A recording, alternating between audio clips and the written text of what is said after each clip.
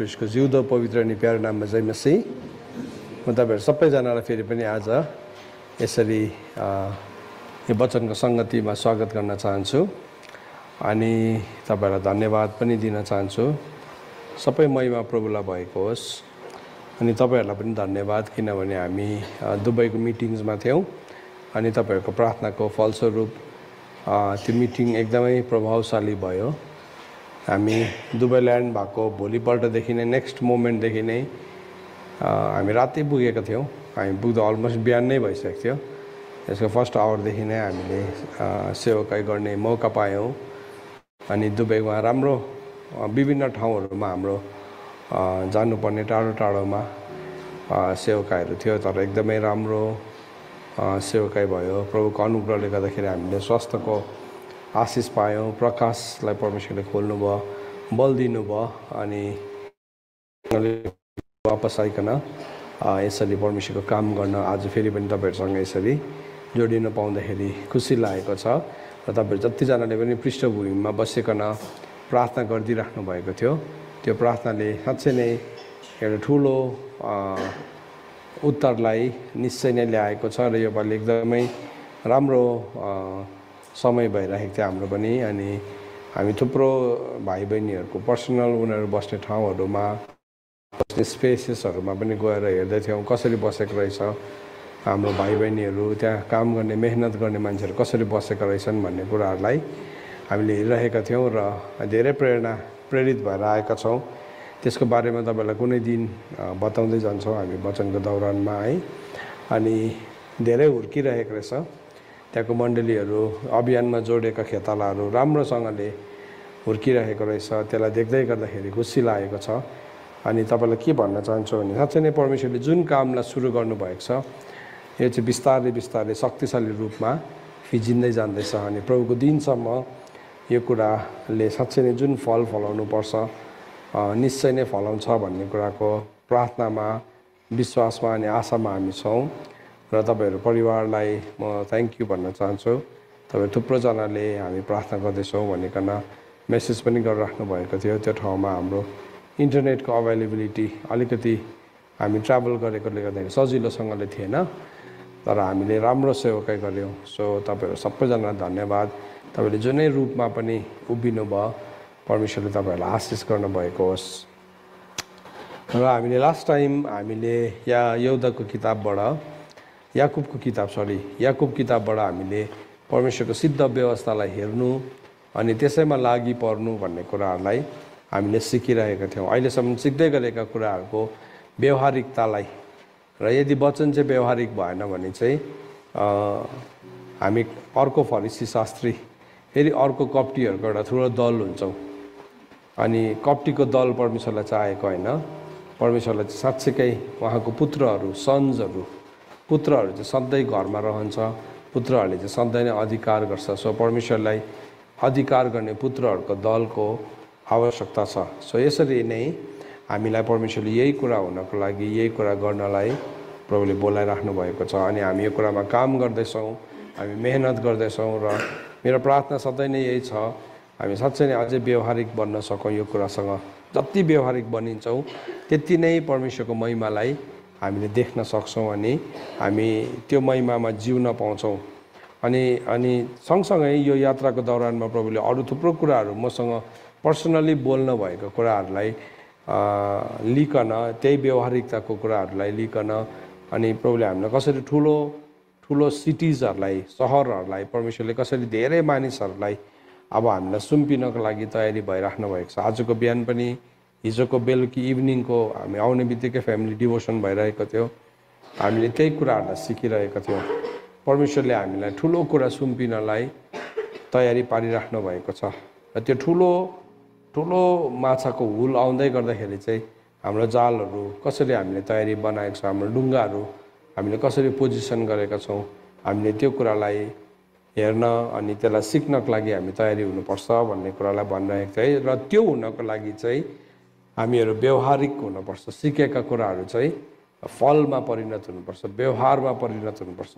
अनि त्यो व्यवहार चाहिँ के हो भन्दाखेरि चाहिँ त्यो व्यवहार चाहिँ हाम्रो जीवनको गवाही हो। अनि त्यो गवाहीसँग चाहिँ शैतान हार्छ। र त्यो गवाईमा हामीहरू जिउन र बढ्नलाई परमेश्वरको वचनबाट हामीले सिकिरहेका छौँ। सो हामीले सिक्दै गरेको खण्ड अस्ति हामीले इजिकेलको किताब 8 अध्यायको 10बाट निष्क्रिय पापलाई हामीले हेरिरहेका छौँ। अनि निष्क्रिय पापको थुप्रो प्रकारहरूलाई हामीले हेऱ्यौँ। हामीले लास्ट टाइम हेर्दै गरेको यरोबामको पाप थियो, यरोबामले गरेको के पाप थियो भन्ने कुरालाई, उसले कसरी एउटा पापको एउटा प्रणालीलाई सुरु गरिदियो, उसले सुनको बाछालाई बनायो भन्ने कुरालाई। अनि उसले सुनको बाछालाई बनाइकन उसले दुईवटा ठाउँमा यसलाई राखिदिएको थियो है। एउटा चाहिँ उसले दानमा राखेको थियो अनि अर्को चाहिँ उसले बेतेलमा राखेको थियो भन्ने कुरालाई हामीले हेर्दै थियौँ। सो यो परमेश्वरको वचनबाट हामीले यसरी सिक्दै थियौँ। अनि कति बेला चाहिँ हामीले यो कुराहरू गर्छौँ भन्दाखेरि जब हामी साँच्चै नै परमेश्वरको वचनको प्रतिज्ञाहरूलाई हामीले पत्याउँदैनौँ, जब हामी परमेश्वरको वचनको प्रतिज्ञाहरूको व्यवहारिकतामा आउँदैनौँ, हामी अझै पनि त्यही पुरानो स्वभावमा नै हामीले कार्य गरिरहेका हुन्छौँ। अनि हामीलाई थाहै हुँदैन कति बेला हामीले सुनको बाछाहरूलाई हामीले स्थापित गर्छौँ। अनि हामीले थुप्रो इक्जाम्पल्सहरूलाई हेरिरहेको थियौँ। उसको उसले बनाएको कामहरू उसले किन यसरी गर्यो भन्दाखेरि चाहिँ है त्यो चाहिँ उसको जीवनमा भएको एउटा श्राप थियो। अनि जुन चाहिँ श्रापलाई चाहिँ उसले डिल गरेको थिएन। अनि हामीले कुन चाहिँ कुलको थियो, एफ्राइमको कुलको कुराहरूलाई हामीले हेर्दै थियौँ। एफ्राइमको कुलमा भएको समस्याहरूलाई हामीले अध्ययन गरिरहेका थियौँ। सो एफ्राइमको कुलमा त्यही एक दिन युसुफको छोराहरूबाट दुईजना छोराबाट आएको एफ्राइम र मनसे को लाइनबाट आएको गिदोनले पनि एक दिन सुनको एपोद बनायो। किनभने उसले जुन चाहिँ आसेनेत, युसुफले आसेनेतसँग विवाह गरेको थियो है, त्यसले चाहिँ सेनेत भन्ने त्यसले त्यसको पुजारी थियो। त्यसले सेनेत भन्ने डेइटीको पुजारी थियो अनि जससँग यो थुप्रो सिन्सहरू जोडेको थियो। अनि त्यो सिन जोडेको थाहै भएन उसलाई। अनि त्यो कुरालाई उनीहरूले याद नै गरेन, किनभने त्यति बेलासम्म चाहिँ अझै पनि चर्च चाहिँ आउटर कोर्टमा थियो। कोही कोही बेला हामीलाई वचन पढ्दै गर्दाखेरि अन्त पुरानो करारको मान्छेहरूले त भक्कु पाप गरे त केही पनि भएन त भन्दाखेरि चाहिँ त्यति बेलाको चर्च चाहिँ आउटर कोर्टमा थियो, बाहिरी चोकमा थियो। बाहिरी चोक, पवित्र स्थान अनि महापवित्र स्थान चाहिँ तीनवटा डिफ्रेन्ट ठाउँहरू हो। हुन त मन्दिरभित्रकै कुरा हो, तर भए पनि बाहिरी चोक चाहिँ कोर्ट अफ द जेन्टाइल्स भनिकन उत्पत्तिको किताब प्रकाशको पुस्तकले हामीलाई कोर्ट अफ द जेन्टाइल, अन्य जातिहरूको चोक भनिकन प्रकाश 11 अध्यायमा त्यो कुराहरूलाई बताएको छ। अनि त्यही चोकमा बसेर उनीहरूले काम गरिरहेको थियो। थुप्रो सोसल इभलहरू थियो, थुप्रो सामाजिक दुष्टताहरू थियो, थुप्रो पापको कुराहरू थियो जसलाई उनीहरूले त्यो कुरामा झेलिरहेको थियो। तर आज हामी जुन प्रकाशको पूर्णतामा है अन्तिम दिनमा चाहिँ ज्ञान बढेर जान्छ भन्दाखेरि चाहिँ अझै नै परमेश्वरको ज्ञानले पृथ्वी भरिँदैछ बिस्तारै। अनि त्यसले गर्दाखेरि हामीले यस्तो प्रकाशहरू यो दिनहरूमा परमेश्वरको वचनको यस्तो सत्यताहरूलाई सिक्दैछौँ जुन चाहिँ सत्यताहरू चाहिँ हामीले कहिले पनि सिकेको थिएनौँ, कुनै कुरा हामीले ध्यान नै दिएका थिएनौँ। सो त्यस कारणले गर्दाखेरि चाहिँ कहाँबाट चाहिँ हाम्रो लाइफमा पाप छिरेर आउँछ भन्ने कुरालाई हामीले हेर्नुपर्छ। सो इजिकेलको किताब 8 अध्यायको 10 पदलाई पढ्दै गर्दाखेरि चाहिँ 3 किसिमको कुराहरू थियो। जुन चाहिँ कुरा चाहिँ त्यो मन्दिरभित्र पसिसकेको थियो है, त्यो एउटा नराम्रो नक्सा थियो, मन्दिरभित्र पसिसकेको थियो। अनि यरोबामले जुन पापलाई सुरु गर्यो त्यो पाप चाहिँ सर्दै सर्दै सर्दै सर्दै राजाहरूमा, दुईटै देशमा त्यो दुष्टताको खमीर बढेर गएको थियो। अनि मैले तपाईँलाई लिस्ट देखाउँदै थिएँ, यहाँ 2 किसिमको दुईटै किङडमको लिस्ट देखाउँदै थिएँ। अनि त्यो लिस्ट चाहिँ कस्तो थियो भने यरोबाम, यहाँ तपाईँले यो लिस्टमा हेर्नु भने यहाँ राजाहरू छ थुप्रो, जम्मा 39 वटा किङ्सहरू छ। अनि 39 वटा किङमा एउटा चाहिँ रानी थियो सो राज्यको। सो यिनीहरूमा हेरेको यो निलो निलो रङको मान्छेहरू मात्रै है, जस्तो कि आसा, योसापात, योआस, अमजाया, उजिया, जियोताम, हिजकिया र योसिया, यिनीहरूले चाहिँ परमेश्वरको अगाडि सही कुराहरूलाई गर्यो, सही कुराहरू गर्यो र उनीहरू धार्मिकतामा चल्यो भन्ने कुरालाई हामीले परमेश्वरको वचनबाट हेरिरहेका थियौँ। सो जम्मा 38 जना राजा प्लस एउटा रानीमा 30 जना राजाहरूले चाहिँ पाप नै गरिरहेको थियो, अझ पनि पाप नै गरिरहेको थियो। अनि त्यसको मध्येमा अरू जतिजना रिमेनिङ 7 वटा किङ्स थियो, यो 7 वटा राजाहरू जो थियो, 8 जना राजाहरू जो थियो, यिनीहरूले धार्मिकताको जीवनलाई जियो, तर के भयो भन्दाखेरि चाहिँ यिनीहरूले पनि डाँडाको थानहरू चाहिँ हटाएन भनेर बाइबलमा लेखेको छ। एक्सेप्ट फर योसिया है, योसिया र अझै एकजना राजा छ हिजकिया होला सायद, 2 जना बाहेक अरूले चाहिँ डाँडाको थानहरूलाई हटाएन, अल्टर्सहरूलाई हटाएन। अनि हामीले पनि राम्रो जीवन जिउँदा जिउँदै पनि जबसम्म त्यो डाँडाको अल्टर्सहरूलाई हामीले हटाउँदैनौँ, वेदीहरूलाई है, त्यो शैतानिक वेदीहरूलाई हाम्रो जीवनको डाँडाहरूबाट है, त्यो भनेको चाहिँ हाम्रो पहाडहरूमा गएर डाँडाहरूमा राखेको कुराहरूलाई भत्काउनु थाल्नु भनेको होइन। यहाँ पहिला यहाँको भत्क्यो भने त्यो आफै भत्किन्छ है। त्यसले गर्दाखेरि चाहिँ त्यो भत्काउनु आवश्यक छ हामीले।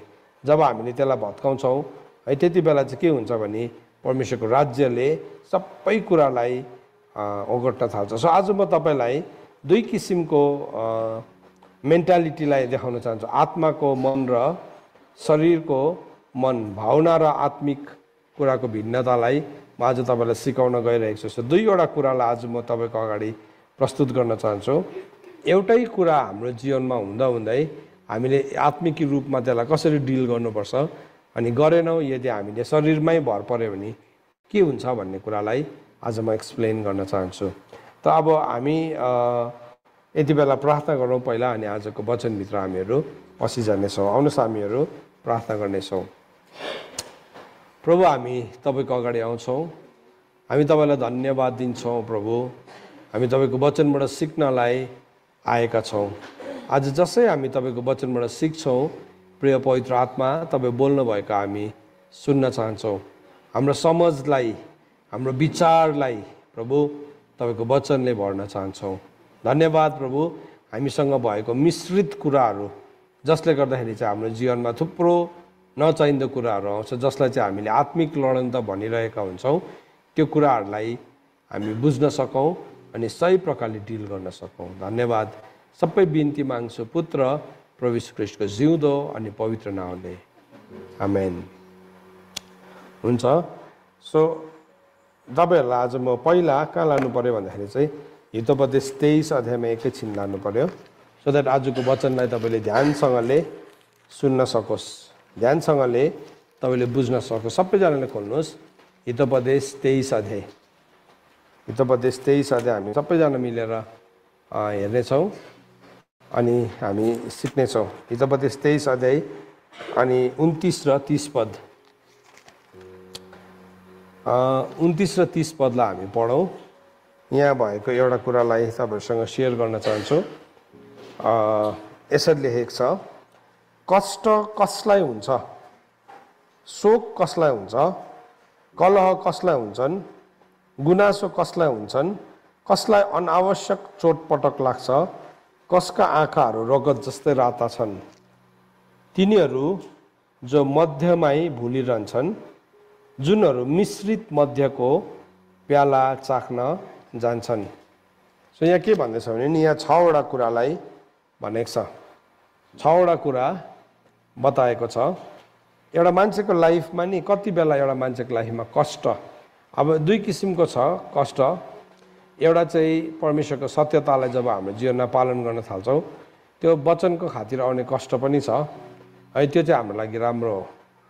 तर अर्को चाहिँ शरीरबाट आएको कष्ट हो, जो चाहिँ वचनको खातिर आएको पनि होइन, तर तपाईँलाई वचन पनि सुनिरहेको छ, तर भए पनि कष्ट भइरहेको छ, शारीरिक कष्ट।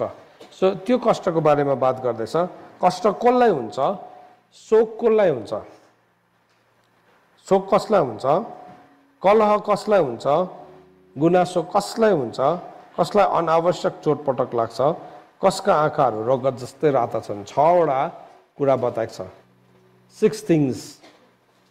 कसलाई चाहिँ हुन्छ यो सबै घटनाहरू चाहिँ कस कसको जीवनमा आइपर्छ भन्दाखेरि वचनले भन्दैछ, तिनीहरू जो मदमै भुलिरहन्छ अनि जुनहरू मिश्रित मध्यको प्याला चाख्न जान्छन्। जब हामी 2 वटा मध्यलाई पिउँछौँ, एउटा चाहिँ बाइबलले हामीलाई भनेको छ इफिसीको किताब 5 अध्यायको 18 पदमा, तिमीहरू दाग मध्यले नमात्यौ, त्यसमा चाहिँ विलासिता हुन्छ भनेको छ है, त्यसले नमात्यौ, तर तिमीहरू चाहिँ पवित्र आत्माले भर्यौ भनेको छ।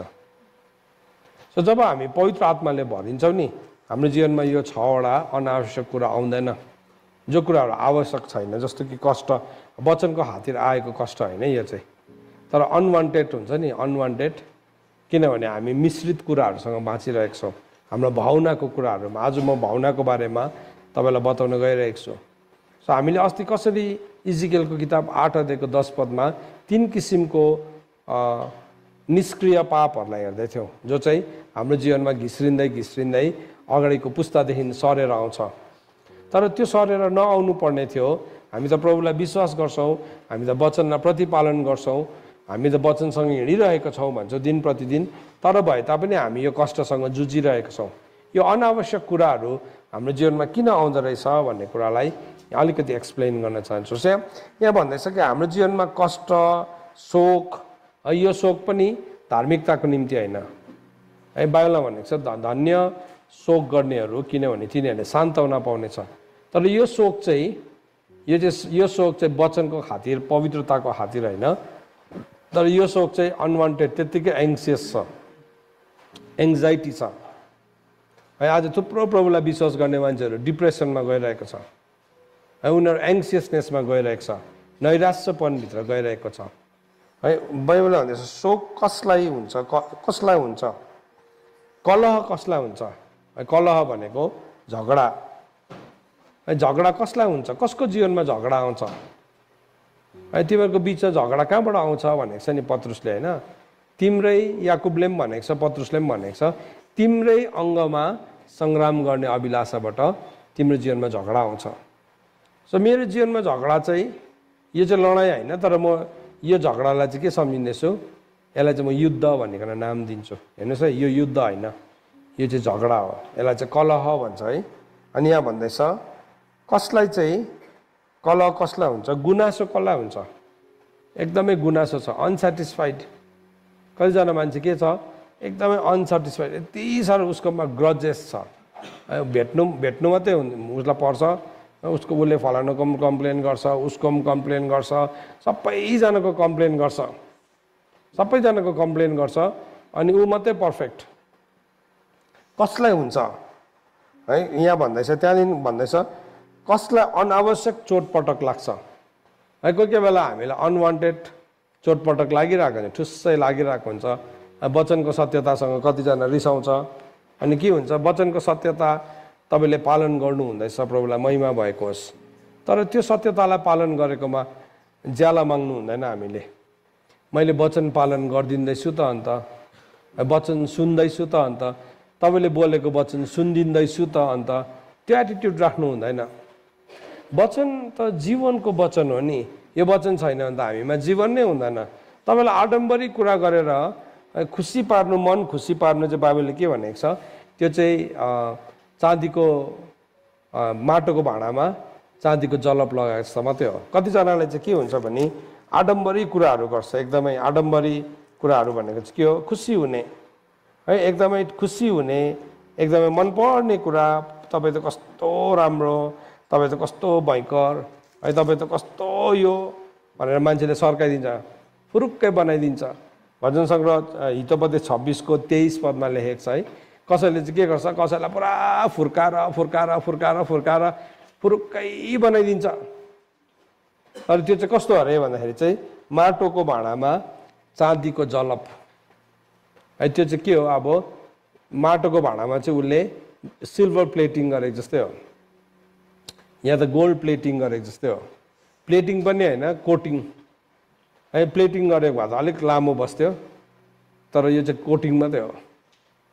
के भयो, अब त्यो पनि माटोको, त्यो टक्कै फुट्यो भने के भयो, सकिगयो। सो कतिजनालाई चाहिँ के छ, आडम्बरी कुराहरू, खुसी पार्ने कुराहरू भनिदियो। ओ तिमी त कस्तो राम्रो, तिमी त कस्तो भयङ्कर है, तिमी त कस्तो नम्र, तिम्रो सोच त कस्तो राम्रो है, मान्छे खुसी हुन्छ। अन्त के गर्छ, शत्रुले थाहा पाउँछ, यसलाई चाहिँ यो थाहा, यसलाई यसो गऱ्यो भने चाहिँ यो पुरा खुसी हुन्छ भनिकन, अनि त्यतिकै फसाउँदै फसाउँदै लान्छ। स्यामसनलाई है फसाउँदै फसाउँदै फसाउँदै के गर्यो है, स्यामसनको गिरावट सुरु भएको थियो नि है। दलिलाले त म तिमीलाई मार्नुपर्ने छ कि, तिमीलाई मार्नुको लागि मलाई है 5500 वटा है सुनको चाँदीको टुक्रा दिएको छ, त्यसले गर्दा भनिदेऊ न प्लिज भनेन नि, तिमीले भन्दियो भने तिमी र म 2750 2750 बाँडौँ न भनेन। उसले त भने आमा तिमी त कस्तो ह्यान्डसम, तिमी त कस्तो बलियो, तिम्रो मसल पावर जस्तो त कसैकोमा छैन, भन्न त तिम्रो राज के हो है। के गर्दै थियो? आडम्बरी कुराले उसलाई फसाउँदै थियो। त्यो चाहिँ कस्तो थियो? आडम्बरी कुराले चाहिँ उसको भाँडामा चाँदीको जलप लगाइरहेको थियो। सो आडम्बरी कुराहरू, आडम्बरी कुरा भनेको चाहिँ जसको चाहिँ केही पनि ट्रुथ छैन, तर बरुभन्दा त्यसमा झुट छ, झुट छ। झुटा कुरा गरेर थुप्रोजनाले त्यसरी मान्छेलाई फसाउने कुरा गर्छ। सो बाइबलले के भन्दैछ? माटोको भाँडामा चाँदीको जलप लाए चाहिँ दुष्ट हृदयको जोसिला ओठहरू हुन् है। सो के छ? अब दुष्ट हृदयको चाहिँ जोसिलो, त्यो चाहिँ यस्तो मजाले भन्छ, यस्तो मजाले भन्छ, किनभने उसले चाहिँ मान्छेलाई फुरुक्कै पार्नु मात्रै छ, मक्ख बनाइदिनु मात्रै छ। अनि त्यो फुरुक्कै बनाएर मक्ख बनाएर चाहिँ उसले त्यो मान्छेबाट फाइदालाई लिने कोसिस गर्छ है। तर त्यो चाहिँ बाइबलले कस्तो हो भन्दाखेरि चाहिँ माटोको भाँडामा चाँदीको जलप लागेको जस्तै। त यस कारणले गर्दाखेरि आज हाम्रो हृदयमा कसको जीवनमा चाहिँ लडाइँ आउँदैछ, अनावश्यक चोटपटक लाग्दैछ है। तपाईँलाई अनावश्यक चोटपटक लाग्दैछ किनभने you don't want to stick with the truth. तपाईँ सत्यतासँग यदि हिँड्नु भयो भने पवित्र आत्माको काम चाहिँ के हो भन्दाखेरि चाहिँ यूहन्नाको किताब 16 अध्यायको 7 अनि 8 पदले के भन्छ? पवित्र आत्माले चाहिँ हामीलाई पाप, धार्मिकता र इन्साफको बारेमा कायलतामा ल्याउनुहुन्छ। जब पवित्र आत्माले भरिएको एउटा मान्छे हुन्छ नि, पवित्र आत्माले भरिएको मान्छेको जीवनमा चाहिँ पाप, धार्मिकता र इन्साफको कायलता आउँछ, आइरहन्छ। त्यसले गर्दाखेरि हामी अकेजनली है, हामी बाटोमा हिँड्दै गर्दाखेरि कोही कोही बेला हाम्रो खुट्टा चिप्ली पठाउँछ, या त हामी चिप्लो ठाउँमा टेकी पठाउँछौँ जहाँ हामीले टेक्नु हुने थिएन है। हामी बङ्गै पछाडिन्छौँ है। त्यतिकै लडेको यहाँ म त लडेँ, परिस्थितिले लडायो भनेर बस्दैन, तर पवित्र आत्माको कायलताले गर्दाखेरि त्यो मान्छे उठ्छ अनि त्यो मान्छे हिँड्न थाल्छ। सो बाइबलले के भन्दैछ? इफिसीको किताब 5 अध्यायको 18 पदले भन्छ, तिमीहरू चाहिँ दाग मध्यले नमात्यौ, तर पवित्र आत्माले भर्यो। सो पवित्र आत्माले भरेपछि चाहिँ पवित्र आत्माले सधैँ मलाई पाप, धार्मिकता र इन्साफको कायलता ल्याउनुहुन्छ है। मेरो व्यवहारमा यो पाप हो है, म पुरा एकदमै औधी रिस देखाउँदैछु भने पवित्र आत्माले म भरेको छु भने चाहिँ पवित्र आत्मालाई मैले स्थान दिएको छु भने पवित्र आत्माले के भन्नुहुन्छ? तेरो रिसले परमेश्वरको धार्मिकतासँग सहमत गर्दैन, नरिसा भन्नुहुन्छ होइन। यसले मलाई रिस उठायो नि, रिस उठाउने उसकै हिसाब छ नि, तर नरिसा भनेको न पवित्र आत्माले भन्नुहुन्छ। होइन भने चाहिँ हामी के गर्छौँ? हामी उल्टा काम गर्छौँ है। यसले मलाई रिस उठाएर चाहिँ मेरोमा रिसाउने अधिकार छ भनेकन हामी त्यसरी काम गर्दै गरेको हुन्छौँ। सो धार्मिकताको विषयमा कायलता ल्याउनुहुन्छ उहाँले। धार्मिकता चाहिँ के कुरा चाहिँ सही हो त्यो कुरा गर्नु, वाट इज राइट। धार्मिकता भनेको चाहिँ जे सही हो त्यही गर्नु, जे सही हो। सो लास्ट टाइम हामीले सिक्यौँ नि, हामीले जसरी अरूहरूलाई क्षमा गर्छौँ त्यसरी नै हामीले क्षमा पाउँछौँ।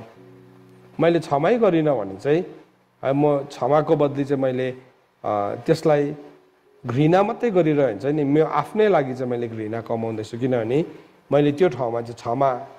सो म क्षमा गरेको मतलब मैले कसैलाई, मानिलिनुहोस् मैले कसैलाई गलत काम गर्दै गरेको देख्छु, म उसको गलत कुरामा अलिकति पनि सहमत हुनु हुँदैन, म सहमत हुनु हुँदैन, म अलिकति 1% पनि सहमत हुनु हुँदैन। तर मैले मेरो ठाउँमा, मेरो हृदयमा यो पनि हुनुपर्छ, मैले क्षमा गर्नु जान्नुपर्छ, किनभने परमेश्वरको वचनले क्षमा गर भनेको छ नि त, क्षमा गर भनेको छ। अब हेर्नुहोस् है, पावलले के भनेको छ भने नि परमेश्वरको वचन चाहिँ बन्धनमा छैन, परमेश्वरको वचन चाहिँ बन्धनमा छैन। सो बन्धनमा नभएको कारणले गर्दाखेरि वचनले चाहिँ अझै पनि क्षमै गर भन्छ। सो म क्षमा गरिदिन्छु र उसलाई म प्रेममा सत्य बोल्छु, प्रेममा सत्य बोल्छु।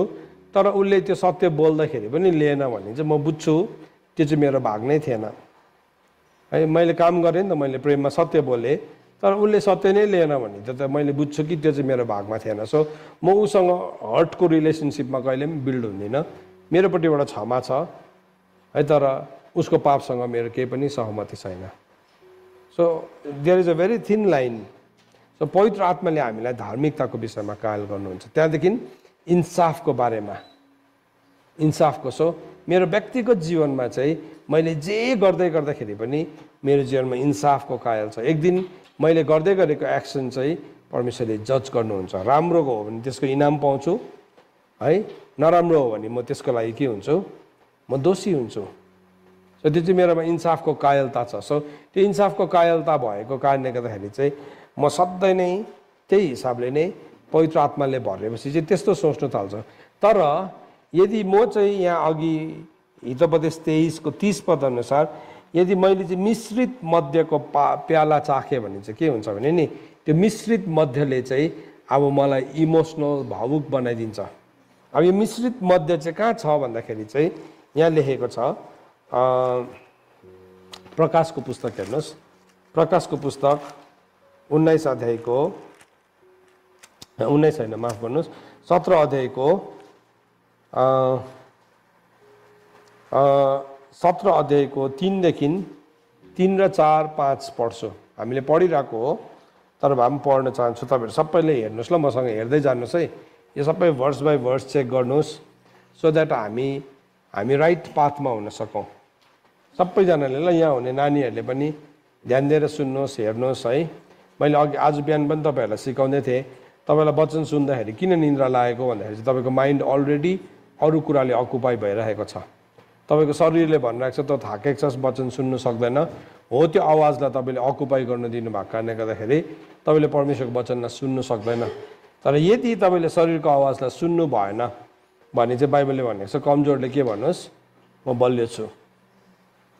सो कमजोर नै छ भने नि तपाईँले भन्नुहुन्छ जब म बलियो छु भन्नुहुन्छ नि, परमेश्वरको आनन्द चाहिँ तपाईँको के बनिन्छ, बल बनिन्छ। त्यहाँदेखि तपाईँले वचन सुन्नु सक्छ।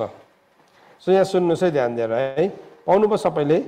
यसरी लेखेको छ, अनि तिनले मलाई आत्मामा बोकेर एउटा उजाड स्थानभित्र लगे। त्यहाँ 7वटा शिर र 10वटा सिङ भएको ईश्वर निन्दाको नाउँहरूले भरिपूर्ण भएको चहकिलो रातो रङको पशुमाथि बसेकी एउटा स्त्रीलाई मैले देखेँ। त्यस स्त्रीले बैजनी चहकिलो रातो लुगा लाएको थिए अनि त्यो सुन र रत्न र मोतीहरूले सिँगारिएको थिए र घिनलाग्दो कुरा अर्थात् त्यसको व्यभिचारको अशुद्ध कुराहरूले भरिएको एउटा सुनको प्याला त्यसको हातमा थियो। सो त्यसको हातमा चाहिँ एउटा यस्तो मिसाइएको सन्तहरूको रगतले भरिएको एउटा के थियो, कचौरा थियो। कचौरा थियो। त्यसलाई चाहिँ के भन्दैछ, अघि हितोपदेश 23 को 30 पदमा मिश्रित मध्यको प्याला भन्दैछ त्यसलाई। सो तपाईँले त्यो भर्समा त्यहाँ लेख्नुहोस्, हितोपदेश 23 को 30 लेख्नुहोस् है। त्यसले चाहिँ के गर्दैछ, त्यसको हातमा चाहिँ त्यस्तो छ। त्यसले चाहिँ त्यो कचौरा चाहिँ के गर्दैछ, त्यो कचौरा बोकिरहेको छ त्यसले है। त्यो कचौरामा चाहिँ के छ भन्दाखेरि तल 6 पदमा, अनि मैले त्यस स्त्रीलाई सन्तहरूको रगत र यीशुको सहितहरूको रगत पिएर मातेको देखेर म त्यसलाई देखेर साह्रै अचम्बित भएँ।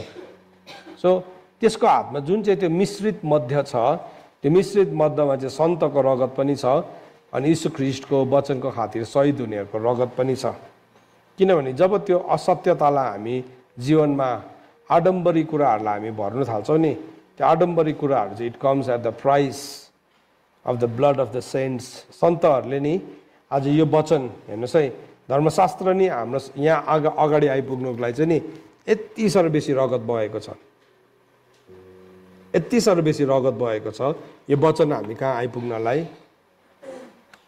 है। तपाईँले यो वचनको बारेमा हेर्नु भने नि तपाईँले थुप्रो मान्छेहरूलाई देख्नुहुन्छ। विलियम टिन्डेल भन्ने मान्छेलाई इङ्ल्यान्डको राजाले के गरे, जिउँदै जलाएर मारिदिएको, जिउँदै जलाएर मारिदिएको। यस्तो थुप्रो प्रभुको दासहरू छ जसहरूलाई चाहिँ जलाएर मारिदियो सिधै। सन्तको रगत हो नि त त्यो। त्यसको लागि किन विलियम टिन्डेलले के गर्यो, बाइबल चाहिँ नि इङ्ग्लिस भाषामा ट्रान्सलेट गरिदिएको थियो। अब यो इङ्ग्लिसमै ट्रान्सलेट नभएको भए त हाम्रो नेपालीमा त ट्रान्सलेट नै हुन सक्ने थिएन नि है। शहीदहरूको रगत हो नि। सो त्यसले चाहिँ के गरेको छ भने त्यसको त्यो कचौरामा शहीदहरूको रगतलाई राखेको छ। अनि जब हामी परमेश्वरको वचन अनुसार जिउँदैनौँ नि, मान्छेको विचार अनुसार जिउँछौँ नि, हो त्यही पाप गर्दै गरेको हुन्छ। त्यही मिश्रित मध्यलाई हामीले पिउँदै गरेका हुन्छौँ। अन्त त सधैँ यो कुराहरू म तपाईँहरूलाई सेयर गर्छु। फिलोसफी, पोस्रो छल है, एम्प्टी डिसिट, तत्त्वज्ञानमा खोक्रो छल, मानिसको परम्परा जो ख्रिस्ट अनुसारको होइन, यो सबै कुरालाई चाहिँ नि जब हामी बिस्तारै एन्टरटेन गर्न थाल्छौँ नि लाइफमा, बिस्तारै तपाईँ नि गलिरहेको बेलामा नि तपाईँलाई एकदम मातेर मख बनाइदिने रक्सी खायो भने त सन्चो हुन्छ नि एकछिन त होइन। मातेको मान्छेलाई कस्तो हुन्छ, सबै पीडा भुलिन्छ नि त उसले, सबै पीडा भुलिन्छ एकैछिनको लागि। किनभने दुःखले कस्तो भइरहेको थियो। अन्त मान्छेलाई के गर्छ, सन्चकोमा प्रभुलाई नचिन्ने मान्छेहरू जीवनमा साह्रो पऱ्यो भने गएर लगाइदिन्छ, लगाइदिइहाल्छ, उसले एल्कोहल खाइदिइहाल्छ। किन? एकछिनको लागि भए पनि उसको माइन्ड के हुन्छ, सबै बिर्सिन्छ, पीडा सबै बिर्सिन्छ। सो बाइबलले भन्दैछ, तर त्यससँग चाहिँ के आउँदैछ, 6वटा कुराहरू आउँछ लाइफमा। अन्त आज हाम्रो माइन्ड कसरी मात्तिन्छ है, हामी कसरी रङ कुराहरूसँग बढ्दै गर्दाखेरि हाम्रो माइन्ड मात्तिन्छ भन्ने कुरालाई म तपाईँहरूलाई एक्सप्लेन गर्नको लागि चाहिँ यो खण्डलाई मैले पढेको। सो हितोपदेशले के भन्दैछ यहाँ, हितोपदेशले भन्दैछ कि त्यो चाहिँ कसको, त्यसको हातमा भएको जुन चाहिँ त्यो जुन चाहिँ मद्य छ त्यो चाहिँ के अरे, मिश्रित मद्य हो, त्यो चाहिँ मिक्स्ड वाइन हो।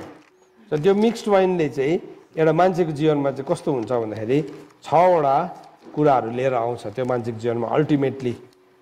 सो जब तपाईँले परमेश्वरको वचनको प्योर वर्डलाई लिनुहुन्न, त्यसले चाहिँ 6वटा विपत्ति लिएर आउँछ, कष्ट लिएर आउँछ, शोक लिएर आउँछ, कलह लिएर आउँछ, गुनासो लिएर आउँछ, अनावश्यक चोटपटक लिएर आउँछ र आँखाहरू रगत जस्तै राता हुन्छन् है। यो 6वटा कुराहरू त्यो मान्छेको जीवनमा आउँछ। कति बेला भन्दाखेरि जब उसले चाहिँ मिश्रित मद्यको प्याला चाख्छन्।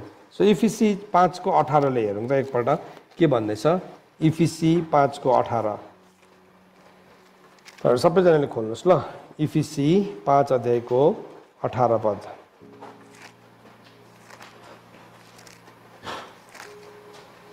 इफिसी 5:18 के भनेर लेखेको छ भने, दागमद्यले नमात्यो कारण त्यो विलासिता हो, तर पवित्र आत्माले भरिपूर्ण हो।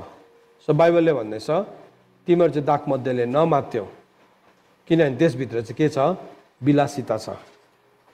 तर तिमीहरू चाहिँ के हो, पवित्र आत्माले भर्यो, be filled with the holy spirit. So जब हामी पवित्र आत्माले भरिन्छौँ नि, त्यहाँदेखि चाहिँ हामी यस्तो अनावश्यक कुरालाई हाम्रो जीवनमा ल्याउँदैन। सुन्नुहोस् छोराहरू, किन तपाईँको लाइफमा स्ट्रगल छ, आज छोरीहरू किन स्ट्रगल छ, आज जतिजना जोडिराख्नु भएको छ तपाईँहरू अनलाइन है, जुममा, युट्युबमा जोडिराख्नु भएको छ, किन मान्छेको जीवनमा अनावश्यक लडाइँ छ, यति साह्रो बेसी लडाइँ छ। अनि त्यो लडाइँ चाहिँ तपाईँले परमेश्वरको सत्यताको खातिर होइन।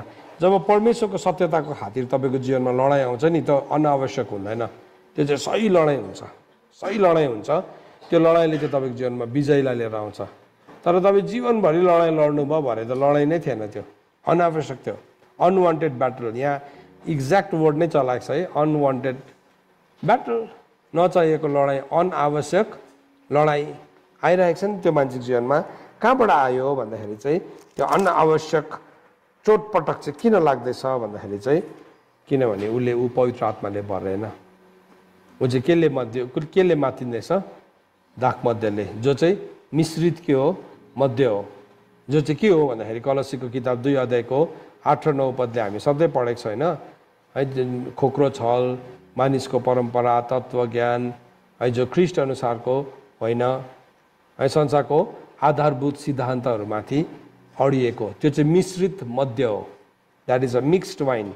सो तपाईँले त्यो ठाउँमा फेरि लेख्नुहोस्, यहाँ जुन चाहिँ इफिसीको किताब 5:18 कलसी 2:8-9 पद लेखिराख्नुहोस्, के चाहिँ हो भनिकन तपाईँलाई थाहा हुनुपर्छ फेरि है। सो हामी चाहिँ त्यो सबै कुराले हामी मिसिनु हुँदैन। त आज म तपाईँलाई दुईवटा नक्सा देखाउन चाहन्छु है। यो नक्साबाट हामी केही कुरालाई सिक्न गइरहेको छौँ। यहाँ एउटा मान्छे जब भावनामा जिउँछ, एउटा मान्छे सत्यतामा होइन, एउटा भावनामा मात्रै जिउँछ। जस्तो कि तत्त्वज्ञान कहाँबाट आएको हो, त्यो भावनाबाट आएको, फिलोसफीबाट आएको हो नि त है। त्यो चाहिँ के हो, त्यो चाहिँ एउटा फिलोसफी हो। सो त्यसबाट आएको हो।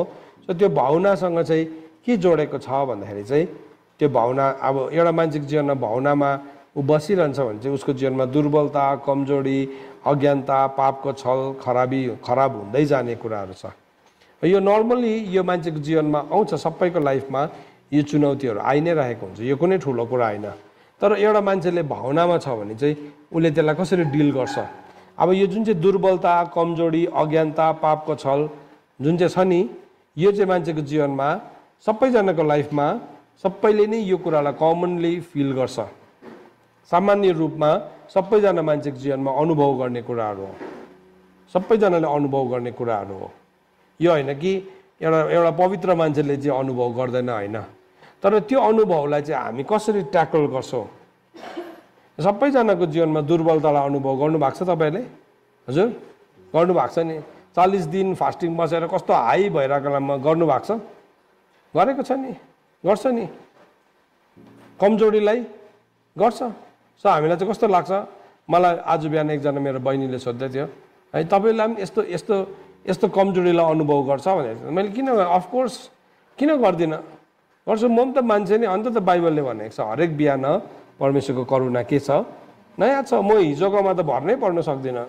चुनौती छ नि, कस्तो ओ प्रभुको काम गरेँ, यस भर्खरै आगो झारेर आएको हुन्छ है, एक बाल्टी पानी लिएर बसिरहेको हुन्छ, छस्सै बिजाइन्छ कसैले, सकिगयो त अन्त।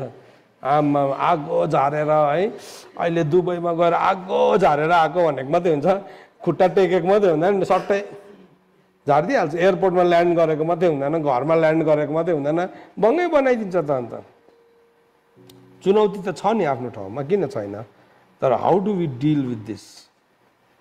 र कतिजना मान्छेलाई चाहिँ कस्तो लाग्छ, यहाँ अगाडि उभिएर बोल्यो, वचन सिकायो भने चाहिँ ओ त्यो मान्छेको जीवन चाहिँ एकदम बुलेट प्रुफ है, त्यो मान्छेको जीवनमा चुनौती प्रुफ है, निराशा प्रुफ। त्यस्तो हुँदैन चर्च। रियालिटी अर्कै छ, सबैजनाले फेस गर्छ। बाइबलमा भनेको छ मानिसले झेल्ने बाहेक, परीक्षा बाहेक तिमीहरूमा अर्को परीक्षा आएकै छैन भन्नु। सबै मानिसले झेल्ने परीक्षाहरू सबै मान्छेको जीवनमा आउँछ। तर हामीले त्यसलाई कसरी हेर्छौँ, यसलाई चाहिँ बुझ्नु जरुरी छ। अब हेर्नुहोस्, यो मान्छेको जीवनमा दुर्बलता, कमजोरी, अज्ञानता, यो तीनवटा कुरालाई मान्छेले अनुभव गर्दै गरेको हुन्छ सबैजनाको लाइफमा। तर त्यसलाई चाहिँ हामीले भावनामा, सत्यतामा होइन, यदि त्यसलाई चाहिँ हामीले कलसी 2:8 अनुसार डिल गर्यो भने चाहिँ हामी कस्तो हुन्छ भने चाहिँ, अब बाइबलले भन्दैछ हितोपदेश 30 अध्यायको 12 है। अब कलसी 2:8 थाहा छ नि तपाईँहरूलाई? थाहा छ तपाईँहरूलाई के लेखेको छ? हजुर, तिमीहरूलाई कसैले पनि धोका नदेओस् है भनेको छ है। तिमीहरूलाई कसैले पनि धोका ध्यान देऊ, कसैले तिमीहरूलाई चाहिँ दर्शनशास्त्र, खोक्रो छलद्वारा शिकार नबनाओस्, जो ख्रीष्ट अनुसारको होइन, जो मानिसको परम्परा र विश्वको आधारभूत सिद्धान्तहरूमाथि अडिएको छ। यो चाहिँ अब यो चाहिँ नि त्यसलाई चाहिँ भावना।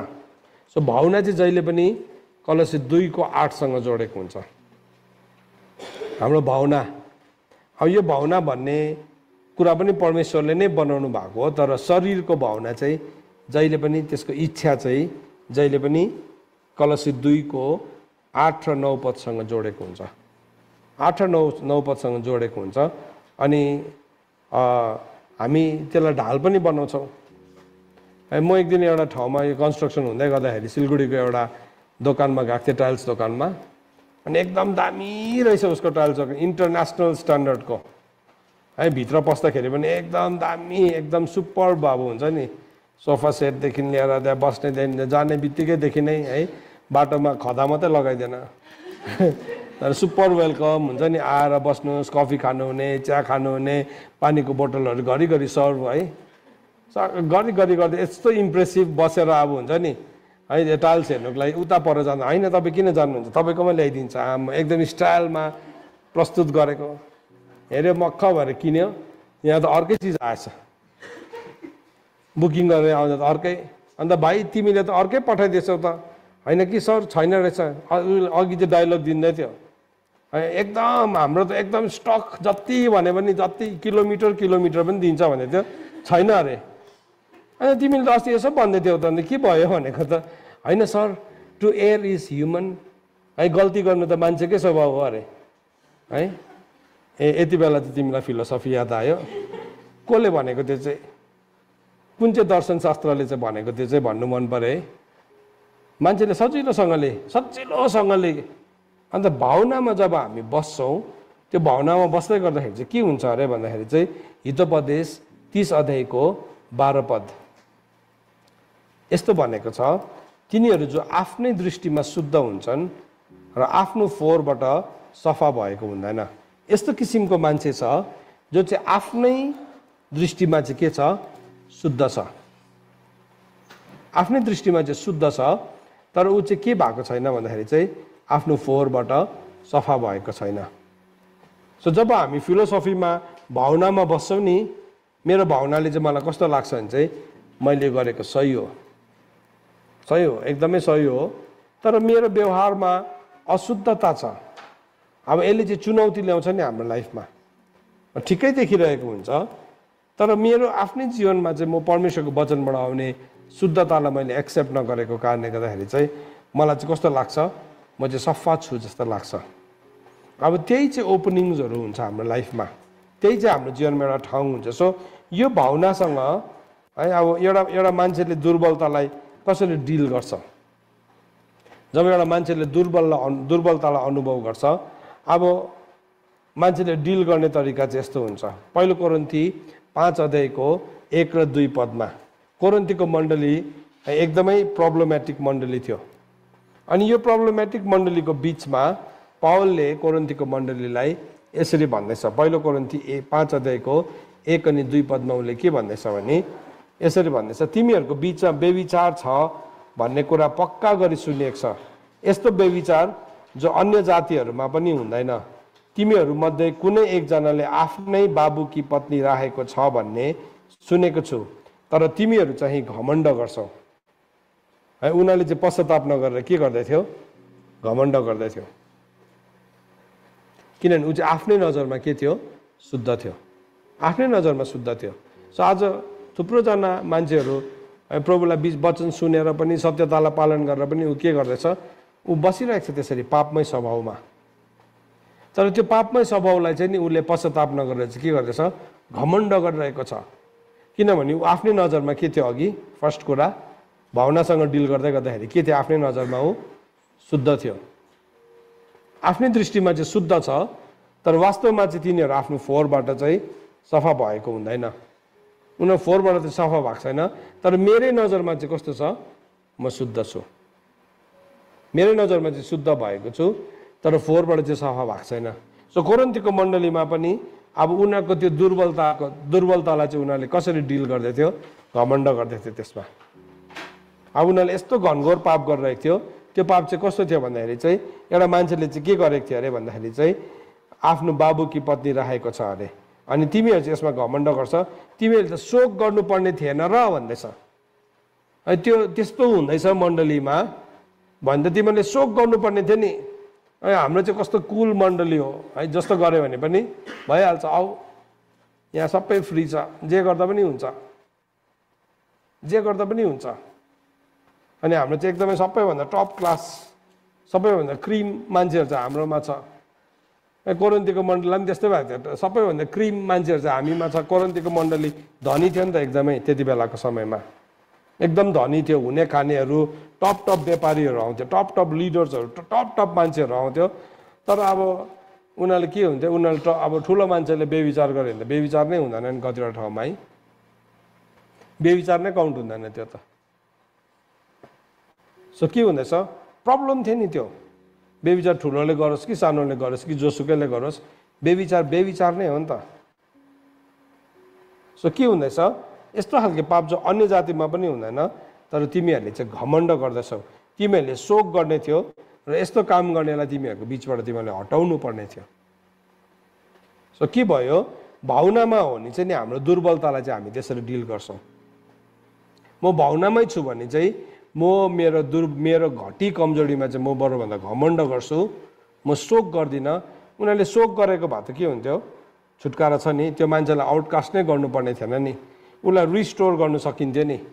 तर उसलाई चाहिँ भन्नुपर्ने थियो नि त, तिमीले गर्दै गरेको चाहिँ बेविचार हो यहुनाले जस्तै भन्नुपर्ने थियो, तिमीले यसो गर्नु उचित छैन भनेर भनिदिनु पर्ने थियो। तर के गर्दै थियो त्यसमा चाहिँ उनीहरूले घमण्ड गर्दै थियो, घमण्ड गरिरहेको थियो। सो के भन्दैछ पौलले, अब तिमीहरूको बिचमा चाहिँ म सुन्दैछु यस्तो किसिमको बेविचार छ अरे। सो उनीहरूले जब भावनामा एउटा मान्छे बसिरहेको हुन्छ नि, सुन्नुहोस् है भाइ बहिनीहरू, तपाईँ भावनामा जिरहेको छ भने नि तपाईँले गर्दै गरेको गल्तीलाई कसैले पोइन्ट आउट गऱ्यो भने तपाईँले हाँसेर उडाइन्छ। घमण्ड हो, द्याट इज प्राइड, प्राइड। अनि बाइबलले के भनेको छ, विनाशको अगाडि के आउँछ हजुर, विनाशको अगाडि घमण्ड आउँछ। Pride goes before destruction, destruction आउनुभन्दा अगाडि चाहिँ घमण्ड जान्छ। सो कोरिन्थीको मण्डलीमा के आउँदै थियो, डिस्ट्रक्सन आउँदै थियो, किनभने उनीहरूले घमण्डलाई के गर्दै थियो, एन्टरटेन गर्दै थियो। अब बेविचारकै लेभल नहोला नि कसैकोमा, त्योभन्दा सानो कुरा होला, बेविचार नै जस्तो लेभलको नहोला, तर तपाईँ फ्लर्टिङ गर्दैछ होला, तर that flirting will lead you to बेविचार। किनभने उसले शरीरले मात्रै बेविचार गरेको छैन नि, प्राणले त अलरेडी बेविचार गर्न थालिसकेको छ। अब त्यो चाहिँ फ्लर्टिङ हो नि, प्राणको बेविचारको फर्स्ट ठाउँ नै फ्लर्टिङदेखि सुरु हुन्छ, त्यहाँदेखि सुरु हुँदैछ अब। सो तर अब त्यसलाई चाहिँ भावनामा हुन्छ नि, लु भाइ यो चाहिँ तिम्रो मिस्टेक हुँदैछ भनेर उसले त्यो मिस्टेकलाई एक्सेप्ट गर्नु चाहँदैन। नेभर टेक द्याट करेक्सन लिनै चाहँदैन। सो तपाईँ भावनामा जिउनु थाल्यो भने चाहिँ, अन्त त्यहाँदेखि त्यो करेक्सन नलिँदाखेरि चाहिँ युआर इन अ डेन्जर, तपाईँ एउटा डेन्जरस सिचुएसनमा हुन्छ। किनभने तपाईँलाई मान्छेले खोलेर भन्नै सक्दैन, किनभने तपाईँले बेविचार गरि त हालेको छैन नि त, अर्काकोमा हिलो पनि उछुटाउनु सकिँदैन होइन, तपाईँ पापमा गिरी त हालेको छैन नि त, त्यसले गर्दा भन्नु सक्दैन नि त। घरिघरि करेक्सन गऱ्यो भने तपाईँ त इरिटेट हुन्छ नि, त्यहाँदेखि के भन्छ, यो मान्छेले मलाई बित्थामा दोष लगायो। अनि अब त्यो भन्ने त्यो सुनाइको डरले गर्दाखेरि के हुन्छ, मान्छेहरूले बेटर नट से।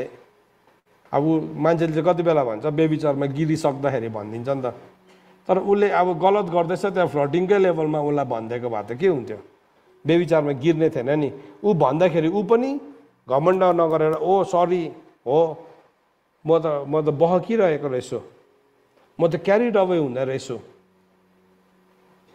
है मित्रको चोट चाहिँ केसको लागि छ, सुधारको लागि चाहिँ चोटै लाग्यो होला त्यो शब्दले, तर भए पनि उसलाई क्यारिड अवे हुन दिएन। के गर्यो, उसलाई उकास्यो नि, त्यहाँबाट रेस्क्यु गर्यो। जब एउटा मान्छेलाई रेस्क्यु गर्छ कसैले, त्यो रेस्क्यु गर्दाखेरि चाहिँ उसको प्राणलाई चाहिँ आगोदेखि के गर्छ, उसले जोगाइदिन्छ भनेर लेखेको छ है। एउटा प्राणलाई जब रेस्क्यु गर्छ आगोदेखि जोगाइदिन्छ। त आज यो रेस्क्युको लेभलमा हामी यसलाई मान्छौँ कि मान्दैन। तपाईँ भावनामा बाँचेको छ भने नि तपाईँले त्यसलाई नो भन्छ, फर्स्ट थिङ, होइन होइन होइन होइन होइन होइन होइन होइन होइन भनेरै जित्छ। अब तपाईँले पवित्र आत्मालाई पनि होइन होइन होइन भन्नुहुन्छ, पवित्र आत्मा चाहिँ जेन्टल हुनुहुन्छ। पहिलो थिस्सलोनिकी 5:19 भनेको छ, आत्मालाई ननिभाऊ, डु नट क्वेन्च द स्पिरिट, आत्मालाई ननिभाऊ है भनेको छ। इफिसी 4:13 भनेको छ, पवित्र आत्मालाई सन्ताप नदेऊ। सो पवित्र आत्मालाई पनि उसले रेजिस्ट गर्दैछ बिस्तारै, होइन होइन होइन होइन होइन। सो पवित्र आत्माले के गरिदिनुहुन्छ, त्यो मान्छेलाई छोडिदिनुहुन्छ।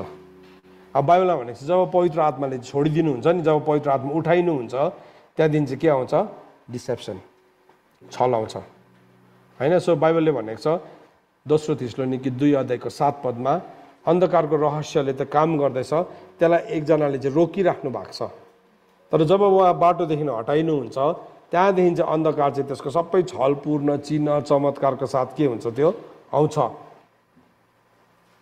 त्यो मान्छेको जीवनमा जसले सत्यलाई ग्रहण गरेन। हेर्नुहोस् अल्टिमेटली जब प्रभु यीशु ख्रीष्ट आउनुहुन्छ, उहाँ अचानक चोर जस्तै गरी आउनुहुन्छ, त्यो आगमनमा चाहिँ के हुन्छ भने नि पवित्र आत्मा पनि लिफ्ट हुन्छ। त्यहाँदेखि चाहिँ जतिजना पृथ्वीमा छोडेको छ उनीहरूलाई प्रोटेक्ट गर्ने पवित्र आत्मा चाहिँ हुँदैन उनीहरूसँग फेरि। त्यहाँदेखि चाहिँ शैतानले यस्तो डरलाग्दो डिसेप्सन ल्याउँछ, यति साह्रो डरलाग्दो छललाई लिएर आउँछ, यस्तो डरलाग्दो छललाई लिएर आउँछ। सो त्यो छलले चाहिँ के गर्छ भन्दाखेरि चाहिँ त्यो छलले चाहिँ त्यति बेला चाहिँ मान्छेले रियलाइज गर्छ, बुझ्छ कुरालाई, त्यहाँदेखि चाहिँ ऊ चाहिँ आफ्नो प्राण जोगाउनुको लागि चाहिँ नि भाग्नुपर्ने हुन्छ, साह्रो पर्छ, यस्तो सङ्कष्ट हुन्छ। त्यो सङ्कष्ट चाहिँ उसले चिताएको पनि हुँदैन। सो वक विथ गड, परमेश्वरसँग हिँडौँ आज हामी, प्रभुसँग हामी हिँडौँ आज हामी प्रभुसँग हिँडेनौँ भने नि एक दिन त्यो दिनलाई सामना गर्नुपर्छ। आज सत्यता आउँदैछ नि, होइन भनेर नटारौँ, होइन भनेर नटारौँ, होइन है ठिकै छ मलाई दोष लगायो फलानु, तपाईँको जीवनमा नि सानोभन्दा सानो खोट छ र तपाईँको कसैले एड्रेस गर्यो भने चाहिँ नि हो यो कुरादेखि म स्वतन्त्र हुन चाहन्छु, I want to come out of it, म योदेखि बाहिर निस्किन चाहन्छु। जब हामी यसरी भन्छौँ नि हाम्रो जीवन बदलिन्छ, हाम्रो जीवन बदलिन्छ। किनभने दुर्बलता थियो नि, त्यो दुर्बलता थियो, विकनेस थियो नि, विकनेस थियो। बाइबलमा के भनेको छ, सोलोमन राजाको विकनेस चाहिँ के थियो, स्त्रीहरू भनेको छ नि त, त्यो चाहिँ सोलोमन राजाको विकनेस थियो भनेको छ।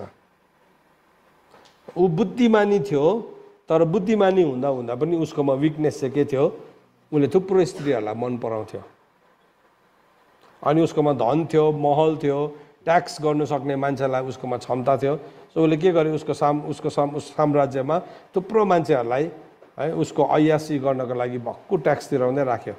छोराको समयमा मान्छेले आएर कम्प्लेन गरेको छ नि है, तपाईँको बुवाले चाहिँ हामीमाथि भक्कु भारी है ट्याक्स लगाइदिएको छ। सो त्यो कुराले गर्दाखेरि चाहिँ त्यसलाई उसले इग्नोर गरिरह्यो। अब यस्तो ज्ञानको कुराहरू गर्थ्यो तर हामी त्यसलाई चाहिँ इग्नोर गऱ्यो। हामी पढौँ ल, पहिलो राजा 11 अध्यायमा आउनुहोस् त, यो कुरालाई अलिकति हेरौँ, भनेको मात्रै भने फेरि बुझ्दैन होला है।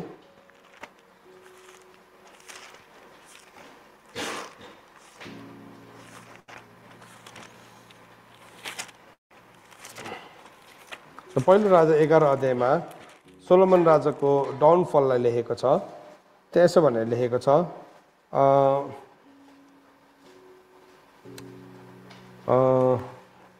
एकदेखि नै पढ्छु। तापनि सोलोमन राजाले फारोको छोरी बाहेक धेरै विदेशी स्त्रीहरू, मोआबी, अमोनी, एदोमी, सिदोनी, हित्ती स्त्रीहरूसँग प्रेम गरे। ती जातिहरूका थिए जसका विषयमा परमप्रभुले इजरायलीहरूलाई भन्नुभएको थियो, तिमीहरूले त्यससँग पारस्परिक विवाह गर्नु हुँदैन, किनकि तिनीहरूले निश्चय नै तिमीहरूको हृदय तिनीहरूको देवतातिर बहकाउनेछ। तरै पनि सोलोमन राजा तिनीहरूसँग ज्यादै प्रेममा ज्यादै मोहित भए। अब उसको कमजोरी चाहिँ के थियो, ऊ चाहिँ वुमेनाइजर थियो, स्त्री प्रेमी थियो। सो ऊ राजामा बस्दाखेरि उसको त्यो जुन चाहिँ कमजोरी थियो नि, उसको जुन चाहिँ दुर्बलता थियो, त्यो दुर्बलतालाई चाहिँ उसले पवित्र परमेश्वरकोमा लगेको भए चाहिँ परमेश्वरले उसलाई के गर्नुहुन्थ्यो, सहायता गर्नुहुन्थ्यो, निको पार्नुहुन्थ्यो। किनभने त्यो डिएनए त सरेर आएको थियो नि त, राहाबको डिएनए त अझै पनि काम गरिरहेको थियो है। उसको बाउ पनि लडेको बेविचारमा, अनि के भयो, अब सोलोमन राजाको लाइफमा पनि त्यो कुरा आयो। बुद्धिमानी थियो, परमेश्वरको दर्शन देखेको थियो। परमेश्वर उसले प्रार्थना गर्दाखेरि है होम बलिमाथि चाहिँ आगो झरेको थियो। त्यस्तो माइटी साइन्स एन्ड वन्डर्सहरू भएको थियो उसको लाइफमा। त कतिपल्ट चाहिँ के हुन्छ नि, हाम्रो कन्फिडेन्स चाहिँ हो त्यस्तो कुराबाट आउँछ। मलाई भनेको चाहिँ, ए मेरो छोरो आफैमा भरोसा नपर, do not trust yourself, don't trust your heart, होइन। हिजोपदेश 3 अध्यायको 5, 6, 7 पदमा लेखेको छ, आफ्नै समशक्तिमा भरोसा नगर। आफ्नो समशक्तिमा भरोसा पऱ्यो नि, त्यो पनि भनेको थियो उसले, त्यो प्रभाव पनि पवित्र आत्माद्वारा प्रेरित भएर भनेको। तर अस्ति हामीले सिक्यौँ नि व्यवहारिकतामा आउनु। सो उसको कमजोरी चाहिँ के थियो भने, ऊ चाहिँ एकदमै स्त्रीहरूसँग के थियो, ऊ एकदमै मोहित हुन्थ्यो छिट्टो। ऊ चाहिँ के हुन्थ्यो, उसको त्यो स्त्रीहरूलाई देख्ने बित्तिकै ऊ मक्ख भइहाल्थ्यो, मन पर्न थालिहाल्थ्यो, इत्रिनु थालिहाल्थ्यो। कतिजना त्यस्तै हुन्छ नि, देख्नै हुँदैन, इत्रिनु थालिहाल्छ। देख्नै हुँदैन, उसले उसले उसले समहाउ एट्र्याक्टेड भइरहेको हुन्छ। सो त्यो चाहिँ के हो? त्यो चाहिँ दुर्बलता हो नि त, त्यो दुर्बलता हो। सो त्यो एउटा कमन मान्छेसँग हुने कुराहरू हो। तर यदि त्यसलाई प्रभुको अगाडि लगिकन भन्यो, प्रभु मेरो जीवनमा चाहिँ यो दुर्बलता छ, मलाई मद्दत गर्नुहोस् भन्यो भने चाहिँ उहाँ चाहिँ विश्वासयोग्य हुनुहुन्छ, उहाँ विश्वासयोग्य हुनुहुन्छ। जब हामी उहाँलाई सहायता माग्छौँ, बाइबलले भनेको छ कि उहाँ चाहिँ विश्वासयोग्य हुनुहुन्छ। अनि तर उसले के गर्यो? उसले त्यो दुर्बलतालाई उसले के गर्यो? प्राइड बनायो। उसले के गर्यो? एकजना होइन, दुईजना होइन, तीनजना होइन, हजारवटा प्राइड थियो। सो मान्छेले के भने, आमा राजा भएपछि त सोलोमन राजा जस्तै होस् न, हजारवटा बिहा गर्ने, क्या भयङ्कर है। त्यति त्यो उसको त्यो सहरको युथहरू कस्तो थियो होला है, त्यो उसको साम्राज्यमा भएको जवान केटाहरूले कस्तो सोच्थ्यो होला, उसको अफिसरहरूले कस्तो सोच्थ्यो होला। एकछिन त्यो ठाउँमा गएर हेरौँ त, राजाको हजारवटा पत्नी छ भने चाहिँ कस्तो सोच्नु थाल्छ अरूले है। केही गर्यो भने अरे राजाले त हजार राखेको छ, मैले 3-4वटा राख्दा के भयो है, त्यो त उखान चल्यो होला त्यो ठाउँमा। हामीलाई अहिले हाँस उठ्छ नि, तर that was true, that was bringing people to poverty. मान्छेलाई नि दरिद्रतामा लाँदै थियो, त्यसले चाहिँ लाँदै थियो। सो कमजोरी मान्छेको जीवनमा दुर्बलता हुन्छ, तर दुर्बलतालाई चाहिँ यदि भावनासँग हामीले जोडेर डिल गर्ने कोसिस गरिन्छ, हो यस्तो हुन्छ होइन। शरीरमा हामी त्यो कुरालाई डिल गर्दैछौँ है, त्यो त्यसको आत्मिक डिलिङ पनि छ नि, आत्मिक डिलिङ पनि छ। बाइबलले के भनेको छ? अब त्यही कुरालाई, यही नक्सालाई फेरि आत्मामा हेऱ्यो भने है, दुर्बलतामा चाहिँ हामी कसरी काम गर्छौँ भन्दाखेरि बाइबलले भन्दैछ त्यसै गरी पवित्र आत्माले पनि हाम्रो दुर्बलतामा हामीलाई सहायता गर्नुहुन्छ। सो पवित्र आत्माले चाहिँ हामीलाई कति बेला सहायता गर्नुहुन्छ? दुर्बलतामा। हेर्नुहोस् है, कसरी भन्दाखेरि कसरी प्रार्थना गर्नुपर्ने हो सो हामी जान्दैनौँ, तर शब्दमा व्यक्त गर्ने नसकिने सुस्केरामा पवित्र आत्माले हाम्रो लागि मध्यस्थता गर्नुहुन्छ। सो जब हामी दुर्बल हुन्छौँ अनि पवित्र आत्मामा अन्य भाषामा प्रार्थना गर्दै गरेको हुन्छौँ नि, वास्तवमा त्यति बेला के हुन्छ?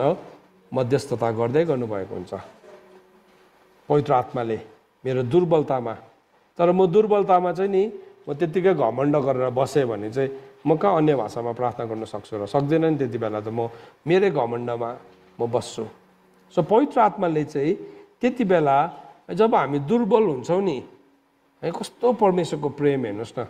म प्रार्थना गर्नु कहाँ सक्छु र? दुर्बल बेविचारको भावनाले ग्रसित भइरहेको छ नि त म कहाँ प्रार्थना गर्न सक्छु त? आँखा चिम गरे कि त्यही भावना नै आइहाल्छ। तर जब म अन्य भाषामा प्रार्थना गर्न थाल्छु नि, बाइबलले के भन्दैछ?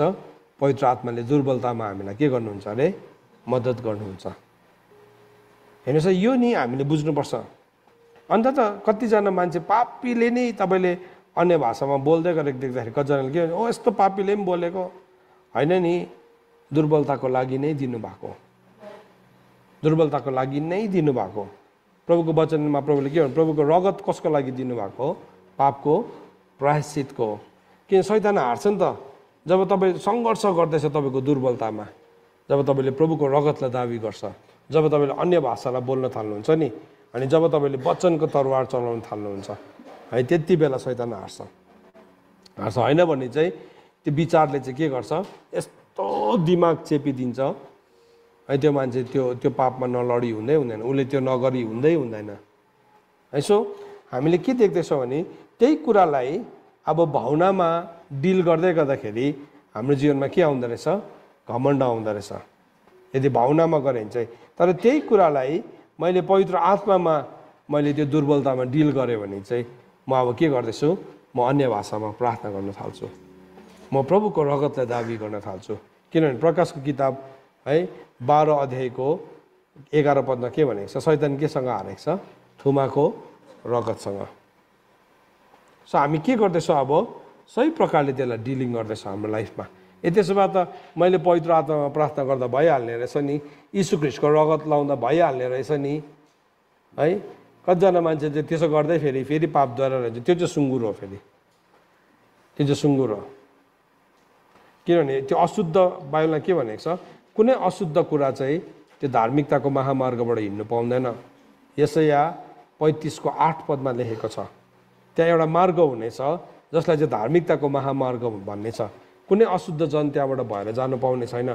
अब प्रभुको अन्य भाषाद्वारा पवित्र आत्माले मलाई शुद्ध हुनमा सहायता गर्नुहुन्छ, प्रभुको रगतले मलाई शुद्ध हुनमा सहायता गर्नुहुन्छ, तर म घरिघरि त्यसलाई रिपिट गर्छु भने चाहिँ म चाहिँ सुँगुर जस्तै बनिन्छु, जो चाहिँ अनक्लिन हो, अशुद्ध हो। अनि त्यही अशुद्ध स्वभावलाई बोकेर गयो भने चाहिँ म त्यहाँबाट भित्र जान पाउँदिनँ। त्यो राजमार्गबाट चाहिँ को जान्छ? धर्मी जीवन जिउनेहरू मात्रै जान्छ। सो अब तपाईँले कसरी डिल गर्नुहुँदैछ? How are you dealing? है, थुप्रोजना मान्छेहरू हामीसँग आउँछ, यहाँ बस्नुलाई आउँछ, सिक्नुलाई आउँछ, इस्युज छ नि लाइफमा, इस्युज छ, तर तिमीले कसरी डिल गर्नुपर्ने? Everybody is going through this. सबैजना त्यो दुर्बलताबाट गइरहेको छ, तर तिमीले त्यसलाई भावनाले डिल गर्यो भने चाहिँ तिमीले सक्दैनौ। तिमी कसको अधीनमा आइसकेको हुन्छौ भने नि आकाशको शक्तिको मालिकले तिम्रो जीवनमा काम गर्न थालिसकेको हुन्छ अलरेडी। अनाज्ञाकारिताको सन्तानमा काम गर्ने आत्मा भनेको छ है, इफिसी 2 1 र 2 पद है। त्यो आत्माले चाहिँ अब त्यो मान्छेको जीवनमा काम गर्छ। सो उसले के गर्छ? एक दुई दिन बेविचार गर्नु छोड्छ, त्यहाँदेखि फेरि अर्को पालि झन् डर लाग्दो त्यो भावनाले सताउँछ, रिल्याप्स हुन्छ त्यो भावना है। किन भन्दाखेरि चाहिँ आत्माले डिल गरेको भए चाहिँ तिमीले चाहिँ निर्मूल पार्थ्यौ त्यसलाई होइन।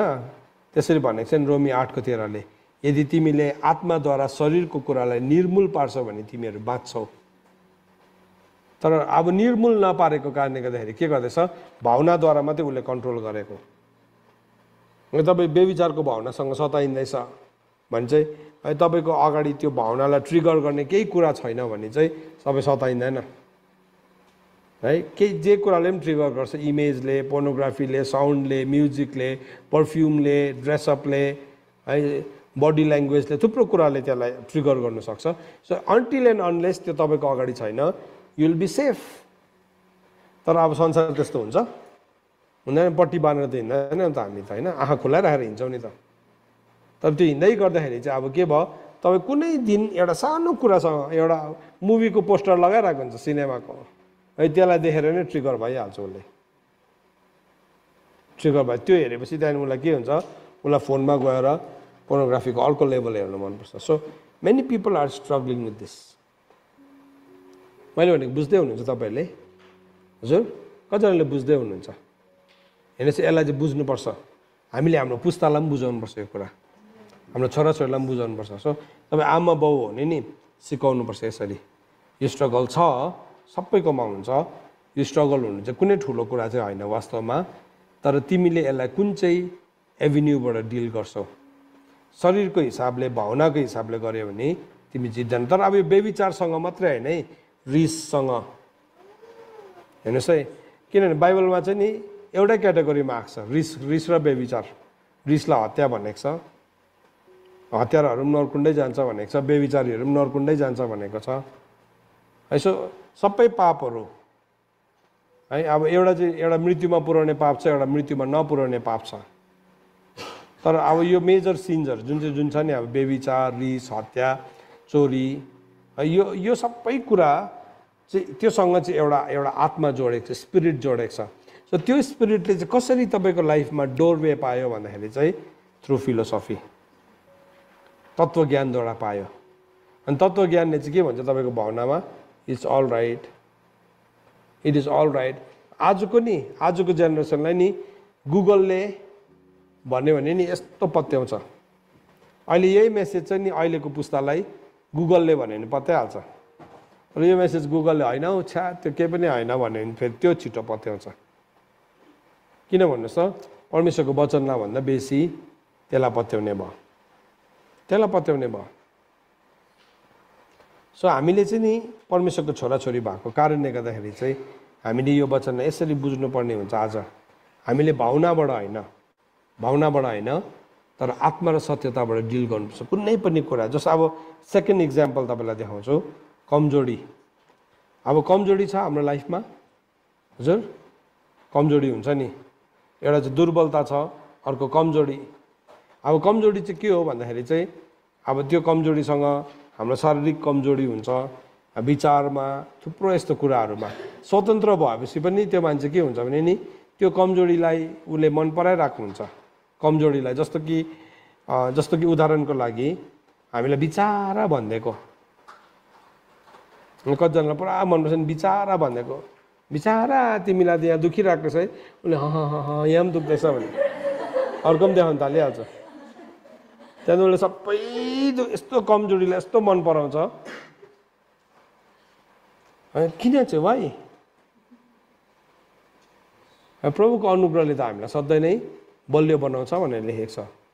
दोस्रो कोरिन्थी 2:14 परमेश्वरको अनुग्रहले चाहिँ हामीलाई बलियो बनाउँछ। तर हामी के गर्दैछौँ? कमजोरीलाई ल्याउँदैछौँ। बिचारा भाइ तिम्रोमा यसो हेर्दा तिमी माया लाग्दो छौ, के छ है? त्यहाँदेखि के गर्छ? उसले लिस्ट बनाउन थाल्छ उसमा के छ, अनि त्यसको चाहिँ उसले फेरि त्यसलाई बेच्न चाहन्छ। तपाईँले आफैलाई डिसिभ गरेको नि, किनभने जब तपाईँले त्यसलाई एक्सेप्ट गर्नुभयो नि, एक्सेप्ट गर्ने बित्तिकै तपाईँको लाइफमा के भयो? एउटा डोरवे खोलिन्छ। एउटा इक्जाम्पल म तपाईँलाई देखाउँछु। यो इक्जाम्पल देखाउने बित्तिकै तपाईँले छङ्गै बुझ्छ। गन्तीको किताब 25 अध्यायको 1 र 2 पदमा आउनुहोस्। गन्ती 25 को 1 र 2। अब यो भन्ने बित्तिकै तपाईँ पढ्नेहरूले बुझिहाल्नुहुन्छ कुन चाहिँ घटना भनेको है। खोल्नु सबैजनाले गन्ती 25 को 1 र 2।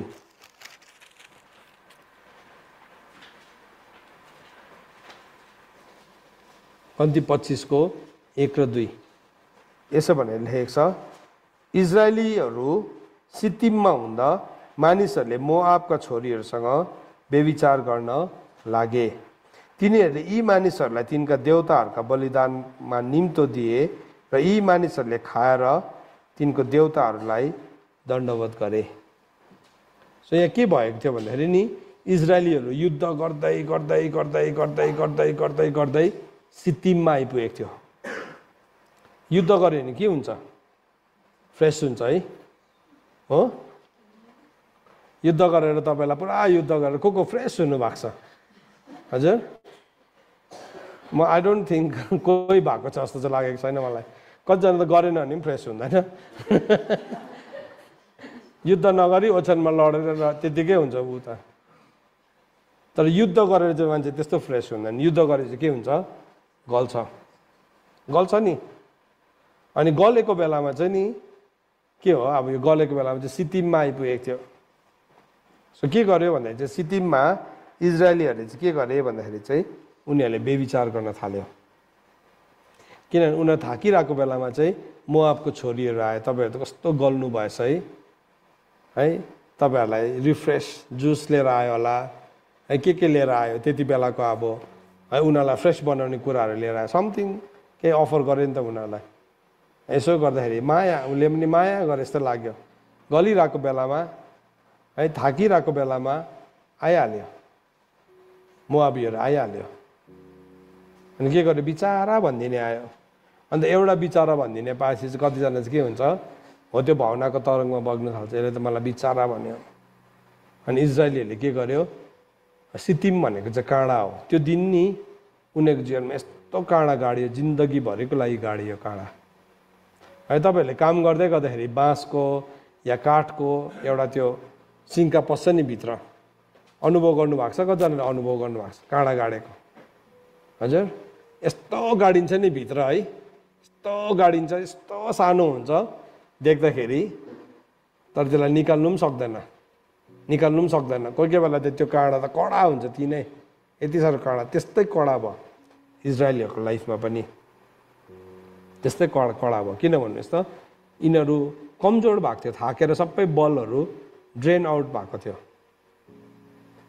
है, स्पिरिचुअल वारफेयर गरेर। त्यसले गर्दाखेरि जब तपाईँ आत्मिकी लडन त लड्नुहुन्छ नि जहिले है, त्यहाँदेखि म थाकेँ भनेर कतिजना स्विमिङ खेल्नु जान्छ, कतिजना माछा मार्नु जान्छ, कतिजना बजार घुम्नु जान्छ, कतिजना सपिङमा जान्छ, कतिजना अनलाइन सपिङमा बस्छ है। शत्रुलाई थाहा छ यिनीहरू गलिरहेको छ, त्यति बेला चाहिँ यिनीहरूलाई राम्रो जुस सर्भ गर्नुपर्छ।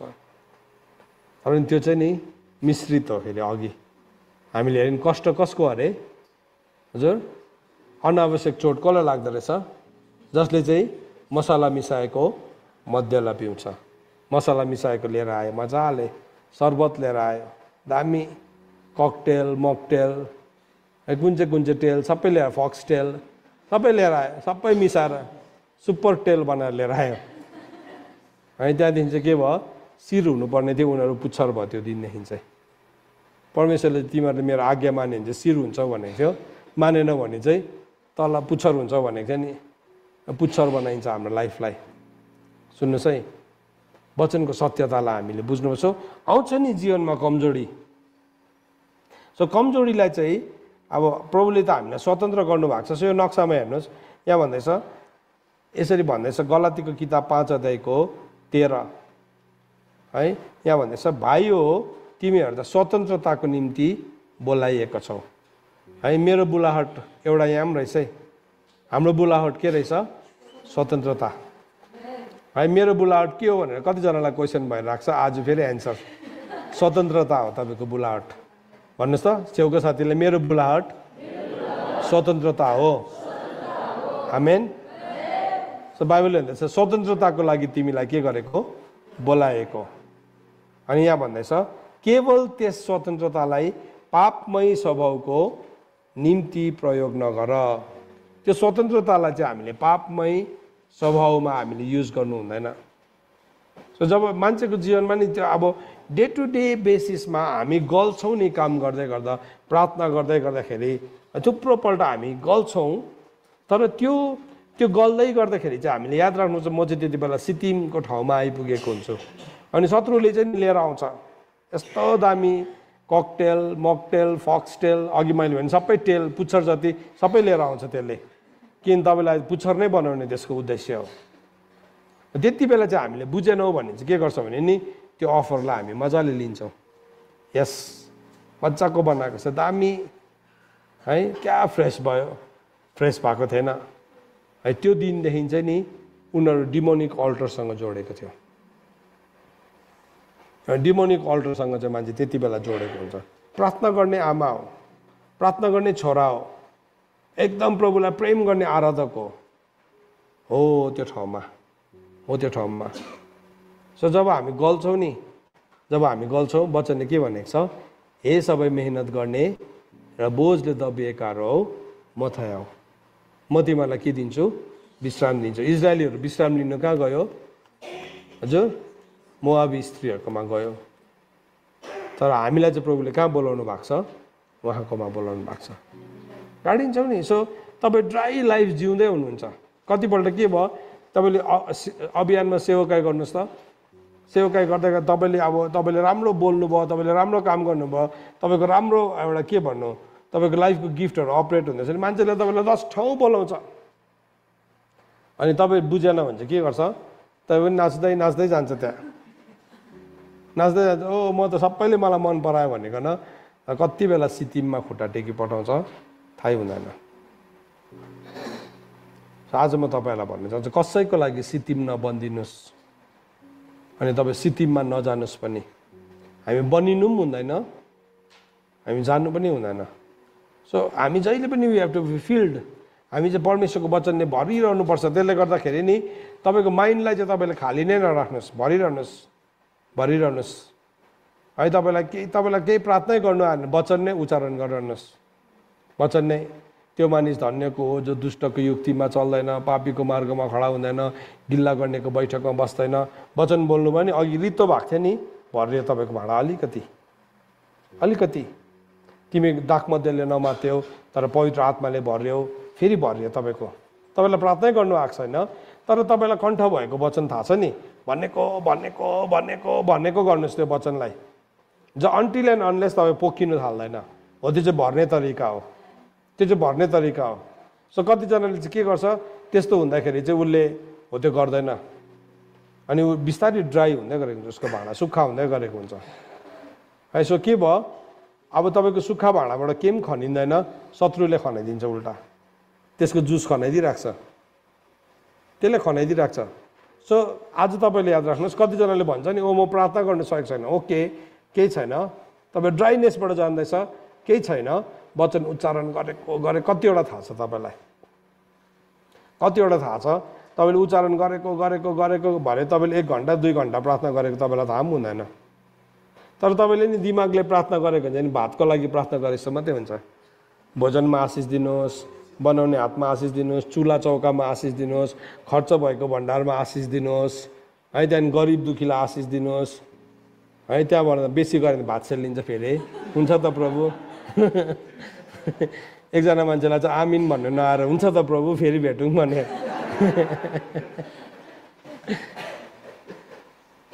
जब हामी प्रार्थना गर्न सक्दैनौँ नि, स्पिक द वर्ड, वचनलाई उच्चारण गरेको गरेको गरेको गरेको जबसम्म तपाईँको सोल भरिँदैन, तपाईँको सोल भरिन्छ नि। त्यो सोल भरेपछि चाहिँ हामीले सही फेरि हामी ठाउँमा, अस्ति मैले तपाईँलाई भन्दै थिएँ नि लास्ट टाइम, हामी चाहिँ प्रार्थनाको बोझ माग्छौँ। त्यसको मतलब चाहिँ के हो? प्रार्थना गर्ने बोझ भयो भने मात्रै प्रार्थना गर्छु भनेको नि त। सो वाट इफ तपाईँलाई प्रार्थनाको बोझ भएन भने चाहिँ नगर्ने। त्यसो भए बाइबलले के भनेको छ? निरन्तर प्रार्थना गरिरह, बोझ हुँदा गर भनेको छैन, पानी पर्दा गर भनेको छैन है, अगाडि डरलाग्दो चट्टान देख्दाखेरि गर भनेको छैन, निरन्तर गर। निरन्तर कसरी गर्नु अन्त? मलाई त प्रार्थनै गर्नु आउँदैन। वचन भनिरहनुहोस् न, अन्य भाषामा प्रार्थना गरिरहनुहोस् न। के हुन्छ? तपाईँको भाँडा एक थोपा चुहेको भए पनि तपाईँको त्यो भाँडा चाहिँ नि भरि हुन्छ, भरि हुन्छ। अनि त्यसबाट कसैलाई खनाउनु पऱ्यो भने तपाईँले उसको भाँडालाई मजाले भरिदिन सक्नुहुन्छ। किन? तपाईँ पहिला भरि छ, यु आर फुल। सो बाइबलले भन्दैछ तिमीहरूको स्वतन्त्रताको लागि बोलाएको छौ, केवल त्यस स्वतन्त्रतालाई पापमय स्वभावको निम्ति प्रयोग नगर, तर प्रेममा एका अर्काको दास बन। अब फेरि पहिलो पत्रुस 2:16 भन्दैछ स्वतन्त्र मानिस जस्तै जीवन बिताऊ। किन? मेरो बुलावट केसको लागि हो? स्वतन्त्रताको लागि हो। स्वतन्त्रतालाई कुकर्म गर्ने बहाना नबनाऊ, तर परमेश्वरको दासहरू जस्तै भएर चल। परमेश्वरको दासहरू सबैलाई भनेको पौलले, सेवकहरूलाई मात्रै भनेको होइन, सबैलाई नै भन्दैछ, सबैलाई नै भन्दैछ तिमी चाहिँ कसरी चल? परमेश्वरको दासहरू जस्तै भएर चल, दास जस्तै भएर चल। सो स्वतन्त्र मानिस जस्तै तिमीले जीवन बिताऊ।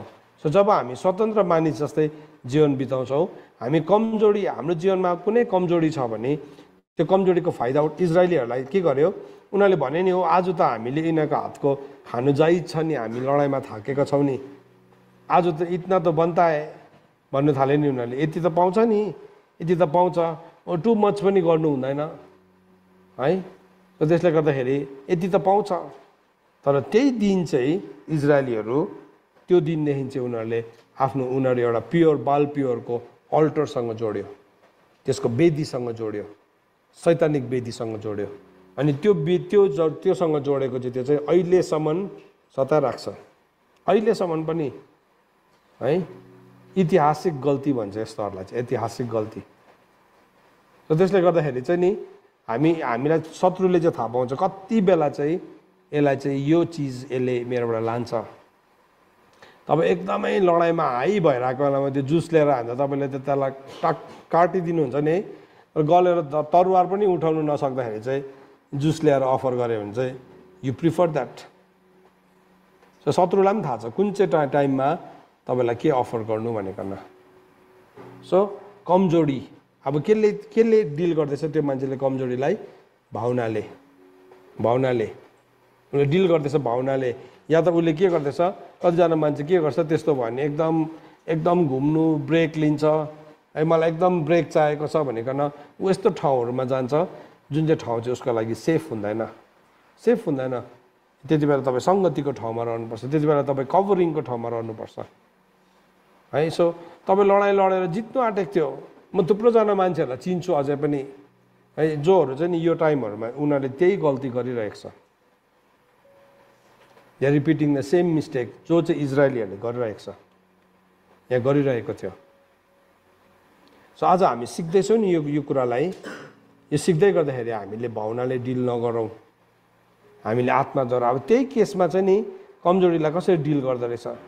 कमजोरीलाई बाइबलले भन्दैछ हिब्रू 4:15, किनकि हाम्रो प्रधान पुजारी हाम्रो दुर्बलतामा हामीसँग सहानुभूति देखाउन नसक्ने हुनुहुन्न, तर हामी जस्तै सबै कुरामा परीक्षित हुनुभयो र पनि पापरहित हुनुहुन्थ्यो। र त्यही कुरालाई चाहिँ अब हामीले आत्मिक रीतिले डिल गर्छौँ नि, हामी हाम्रो प्रधान पुजारीकोमा जान्छौँ। जो चाहिँ ख्रीष्ट यीशु हुनुहुन्छ। सो प्रभु मेरो जीवनमा यो स्ट्रगल भइरहेको छ अहिले, तपाईँले चाहिँ के गर्नुहुन्थ्यो? What would you do? How did you tackle this भन्ने चाहिँ उहाँले हामीलाई सिकाउनुहुन्छ अरे है। हामीलाई सहानुभूति, मान्छेले चाहिँ के गर्छ? सहानुभूति देखाउँदैन। मान्छेले चाहिँ के गर्छ? एउटा मान्छे कमजोर देख्यो भने घृणा गर्छ। तर प्रधान पुजारीले चाहिँ के गर्नुहुन्छ? हामीलाई सहानुभूति देखाउनुहुन्छ, हामीलाई सिकाउनुहुन्छ है। मेरो चरण मुनि आइज, मेरो बोझा मुनि आइज। पत्रुसलाई प्रभुले के भन्नुभयो? शैतानले तँलाई निफुन्नु आँटेको छ, तर जब तँ फर्केर आउँछस् निफुन्निएको सकेको बादमा, मैले प्रार्थना त गरिदिएको छु, तर तिमी फर्केर आएपछि आफ्नो भाइहरूलाई सम्हाल। प्रभुले के गरिदिनु भयो? रिस्टोर गरिदिनु भयो उसलाई, रिस्टोर गरिदिनु भयो। प्रभुले अगाडिबाटै भन्नुभएको थियो। र त्यो कुरालाई पत्रुसलाई पनि बुझ्नु समय लाग्यो। तर जब उसले रिस्टोर भयो नि, त्यहाँदेखि चाहिँ पत्रुसले यस्तो, अब पहिलो पत्रुस 4 अध्यायमा भनेको छ, तिमीहरूले चाहिँ यीशु ख्रीष्टको विचारको मनसायलाई तिमीले धारण गर। किनभने जुन मान्छेले चाहिँ शरीरमा दुःख भएको हुन्छ, उसले पाप गर्न छोडेको हुन्छ, उसले अर्को लेभलको रेभेलेसनलाई देख्यो। प्रभुले उसलाई रिस्टोर गरिदिनु भयो। सो बाइबलले भन्दैछ त्यो समयमा चाहिँ हामी कहाँ जान्छौँ? हाम्रो प्रधान पुजारी ख्रीष्ट यीशुकोमा जान्छौँ, जसले चाहिँ हाम्रो दुर्बलतामा हामीलाई सहानुभूति नदेखाउने हुनुहुन्न। उहाँले हामीलाई सहानुभूति देखाउनुहुन्छ। अनि के गर्नुहुन्छ? हामी जस्तै हर कुरामा परीक्षित अनि पाप रहित हुनुहुन्थ्यो, अनि उहाँले हामीलाई सल्लाह दिनुहुन्छ, उहाँले हामीलाई सिकाउनुहुन्छ, उहाँले हामीलाई मद्दत गर्नुहुन्छ। सो कहाँ जानुहुन्छ? तपाईँको कमजोरीमा। तपाईँ भावनाको ठाउँमा जानुभयो भने चाहिँ तपाईँ सितिममा पुग्छ, मोआबीहरूको प्रसाद खानु पुग्छ। तर यदि तपाईँ आत्मामा हो भने चाहिँ तपाईँ यीशु ख्रीष्टकोमा आउनुहुन्छ। So we accept our weaknesses. हामी भन्छौँ प्रभु म यो कुरासँग स्ट्रगल गर्दैछु, I am struggling with this. अनि म झुटको शरणस्थानमा लुक्नु पर्दैन त्यति बेला। तर मैले बुझिनँ भने चाहिँ नि, अब शरीरको हिसाबले काम गर्न थाल्यो भने चाहिँ झुटको शरणस्थानमै लुक्नु थाल्छु म। शैतानले चाहिँ कोसिस छ झुटको शरणस्थानमा ल्याउने हामीलाई। सो जब हामी यीशु ख्रीष्टकोमा जान्छौँ नि, अनि उहाँको एडभोकेसीलाई माग्छौँ, उहाँको एडभोकेसीलाई माग्दै गर्दाखेरि नि उहाँको रगतले हामीलाई सामर्थ्य दिन्छ। प्रभु तपाईँको रगतको सामर्थ्यमा म आउँछु। अनि सो के भयो? हामीले राइट कुरा गर्न थाल्यौँ, सही तरिकाले। सो एउटै कुरालाई, एउटै सिचुएसनलाई कि चाहिँ तपाईँले है भावनामा डिल गर्न सक्नुहुन्छ, कि चाहिँ तपाईँले आत्मामा डिल गर्न सक्नुहुन्छ। Which is your dealing? कुन चाहिँ हो तपाईँको डिलिङ चाहिँ? अब भावनामा हो भने चाहिँ तपाईँले आफ्नै हिसाबले, आफ्नै बुद्धिले आफूलाई के ठिक लाग्छ त्यो गर्न सक्नुहुन्छ, किनभने भावनामा डिलिङ गरेको। तर आत्मामा हो भने चाहिँ तपाईँ आत्माको भरमा हिँड्नुहुन्छ। है हामी के गर्छौँ? त्यही कमजोरीलाई लिकन हामी प्रभु यीशु ख्रीष्टकोमा जान्छौँ, जसले चाहिँ हाम्रो दुर्बलतामा हामीलाई के गर्नुहुन्छ? मद्दत गर्नुहुन्छ, हाम्रो दुर्बलतामा हामीलाई सहायता गर्नुहुन्छ। सो हामी के गर्दैछौँ? अब यसलाई हेर्ने तरिकालाई, यसलाई हेर्ने नजरियालाई हामीले सही बनाउँदैछौँ। होइन भने चाहिँ नि हामीले के गरिरहेको हुन्छ नि, हामी पापको स्ट्रगलभित्रै बसिरहेको हुन्छौँ। सो कुनै न कुनै लेभलमा शत्रुले हामीलाई फसाउनु नै चाहिरहेको छ, त्यसको दाउ छ है। तपाईँलाई बेविचारमा नफसाउला नि, तर तपाईँलाई मूर्खतामा फसाइदिन्छ है। तपाईँलाई घमण्डमा नलडाउला, तर रिसमा लडाइदिन्छ। अश्लीलतामा नलडाउला, तर अब प्राणबाट बेविचार गर्न थालिहाल्यो, त्यहाँ पस्नु थाल्यो। शरीरले बेविचार नगर्ला, फ्लटिङ गर्ला, उसको हृदयभित्र थुप्रो कुराहरू घुम्ला। अनि त्यो हुँदै गर्दाखेरि चाहिँ नि we are not working with Jesus. त्यो हुँदाखेरि चाहिँ हामी यीशु ख्रीष्टसँग हिँडेको हुँदैनौँ, हामी आफ्नै बत्ती बालेर हिँड्न थालेको हुन्छौँ। तर बाइबलले भन्छ जुन मान्छेले चाहिँ आफ्नो काम सत्यतामा गरेको हो, उसले चाहिँ आफ्नो काम केमा लिएर आउँछ? ज्योतिमा है। जस्तो उहाँ ज्योतिमा हिँड्नुहुन्छ, हामी पनि ज्योतिमा हिँड्नु भनेको चाहिँ के हो भने, प्रभु जस्तो ज्योतिमा त हामी हिँड्नु सकेको छैनौँ नि, तर मेरो अँध्यारोकै कुरा छ भने म केमा लिएर आउँदैछु? अब ज्योतिमा। मेरो अँध्यारोको कुरा के थियो? मेरो दुर्बलता थियो, मेरो कमजोरी थियो। अब त्यो कमजोरीलाई चाहिँ म लुकाएर राख्दिनँ, तर म प्रभुको अगाडि लिएर आउँछु ज्योतिमा। अनि त्यो चाहिँ के हो? जस्तो उहाँ ज्योतिमा हुनुहुन्छ त्यस्तै हामी ज्योतिमा हिँड्नु। तब चाहिँ हाम्रो एउटाको सङ्गति अर्कोसँग हुन्छ है। परमेश्वरसँगको ज्योतिको सङ्गति हुन्छ, फेलोसिप अफ लाइट है, येशूसँगको हाम्रो सङ्गति हुन्छ। किन? मेरो कमजोरीलाई लिकन म उहाँ कहाँ आएँ अनि उहाँले मेरो कमजोरीमा मलाई मद्दत गर्न सक्नुहुन्छ। अनि त्यो सहायतालाई जब मैले मेरो जीवनमा लिन्छु है, त्यो सहायताले मलाई के गर्छ? स्वतन्त्र तुल्याउँछ, मलाई बल दिन्छ, नयाँ सामर्थ्य दिन्छ। किन? करुणा आज के छ मेरो जीवनमा? परमेश्वरले फेरि खोलिदिनु भएको छ। दुईवटा कुरा सधैँ खोलिन्छ। हरेक बिहान उहाँको करुणा नयाँ हुन्छ, तर भजन सङ्ग्रह 7 अध्यायले भन्छ हरेक बिहान उहाँको इन्साफ पनि नयाँ हुन्छ। दुइटै है। हामीलाई बिलाप गीतले 3 अध्यायले भनेको छ हरेक बिहान करुणा नयाँ हुन्छ, र भजन सङ्ग्रह 7 अध्यायले चाहिँ के भन्छ? उहाँको इन्साफहरू, जजमेन्ट्सहरू पनि नयाँ हुन्छ, नयाँ हुन्छ। सो त्यस कारणले गर्दाखेरि आज नयाँ करुणा छ। नबस्नुहोस् तपाईँ त्यो पापको ठाउँमा, नबस्नुहोस् त्यो घिस्रने कुरालाई बोकेर, नबस्नुहोस् त्यो जन्तुलाई बोकेर, नबस्नुहोस् मूर्तिलाई बोकेर, नबस्नुहोस्। तर कम आउट अफ इट। प्रभुले के भन्नुभयो? मेरो मानिसहरू तिमीहरू निस्केर आऊ, तिमीहरू निस्केर आऊ। किन तिमीहरू बेबिलोनसँग त्यसको दण्डमा पर्छौ? किन तिमी त्यो मिसाएको है दागमध्येलाई पिरहन्छौ? किन पवित्र आत्माले नभरिएको? जब हामी निस्केर आउँछौँ नि, तब चाहिँ हामीलाई यसरी उहाँले मद्दत गर्न थाल्नुहुन्छ। त आज चर्च यो कुराहरूलाई हामीले बुझौँ, यो कुरालाई सिकौँ। यो कुरालाई बुझ्यौँ भने चाहिँ हामी प्रभुसँग will start to walk with Jesus. हेर्नुहोस् है, थुमासँग हामी हिँड्नुपर्छ। We have to walk with Jesus. हाम्रो भावनामा नहिँडौँ, हाम्रो मूर्खतामा नहिँडौँ, घमण्डमा नहिँडौँ, अश्लीलतामा नहिँडौँ। यो सबै कुरामा हिँड्दै गर्दाखेरि चाहिँ नि हामी प्रभुदेखि बहुतै टाढो छौँ। अनि एक दिन प्रभु आउनुहुन्छ नि हामी गालमा पर्छौँ। तर ज्योतिमा हिँडेको छौँ भने चाहिँ नि हाम्रो अँध्यारोको कुरा हामी एभ्री टाइम लाइटमा लिएर आउँछौँ। सो मेरो प्रार्थना यो छ आज है, हामीले यो कुरालाई बुझोस्, यो प्रार्थना हामी गर्न थालौँ है। म यो बुझ्न चाहन्छु। अहिले यो सिजनमा हामीले त्यही प्रार्थना गरिरहेको छौँ। हामीलाई मृत्युदेखि बचाइदिनुहोस्, हामीलाई मृत्युदेखि बचाइदिनुहोस्। हामी साँच्चै नै त्यो प्रार्थनालाई सिन्सियरली गरौँ अनि हाम्रो परमेश्वरको सहायतालाई हामीले देख्न थाल्छौँ। परमेश्वरको वचन पढाएर सुनाइमा परमेश्वरले हामी सबैलाई आशिष गर्नुभएको होस्। आमेन। आउनुहोस् यति बेला हामीहरू प्रार्थना गरौँ।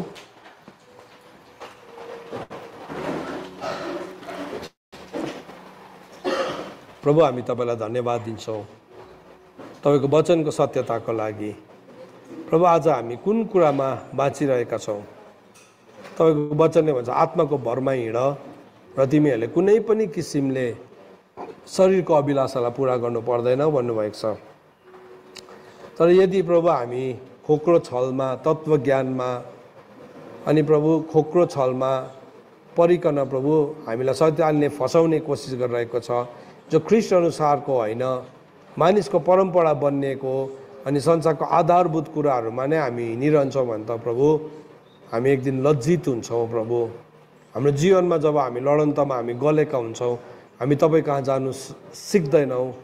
तर प्रभु हामी अरू एभिन्युजहरूमा जान्छौँ, जुन एभिन्युजहरूमा जाँदै गर्दाखेरि पवित्र आत्मा साँच्चै नै हामी गरिरहेको कुराहरू, हामीले जिरहेका कुराहरू, हे पवित्र आत्मा साँच्चै नै प्रभु हामी लज्जित हुने ठाउँमा हामी पर्दछौँ। तर जब हामी तपाईँको ज्योतिमा हिँड्छौँ, तपाईँ जस्तो ज्योतिमा हुनुहुन्छ, हाम्रो जीवनको कुराहरूलाई तपाईँको ज्योतिमा ल्याउँछौँ।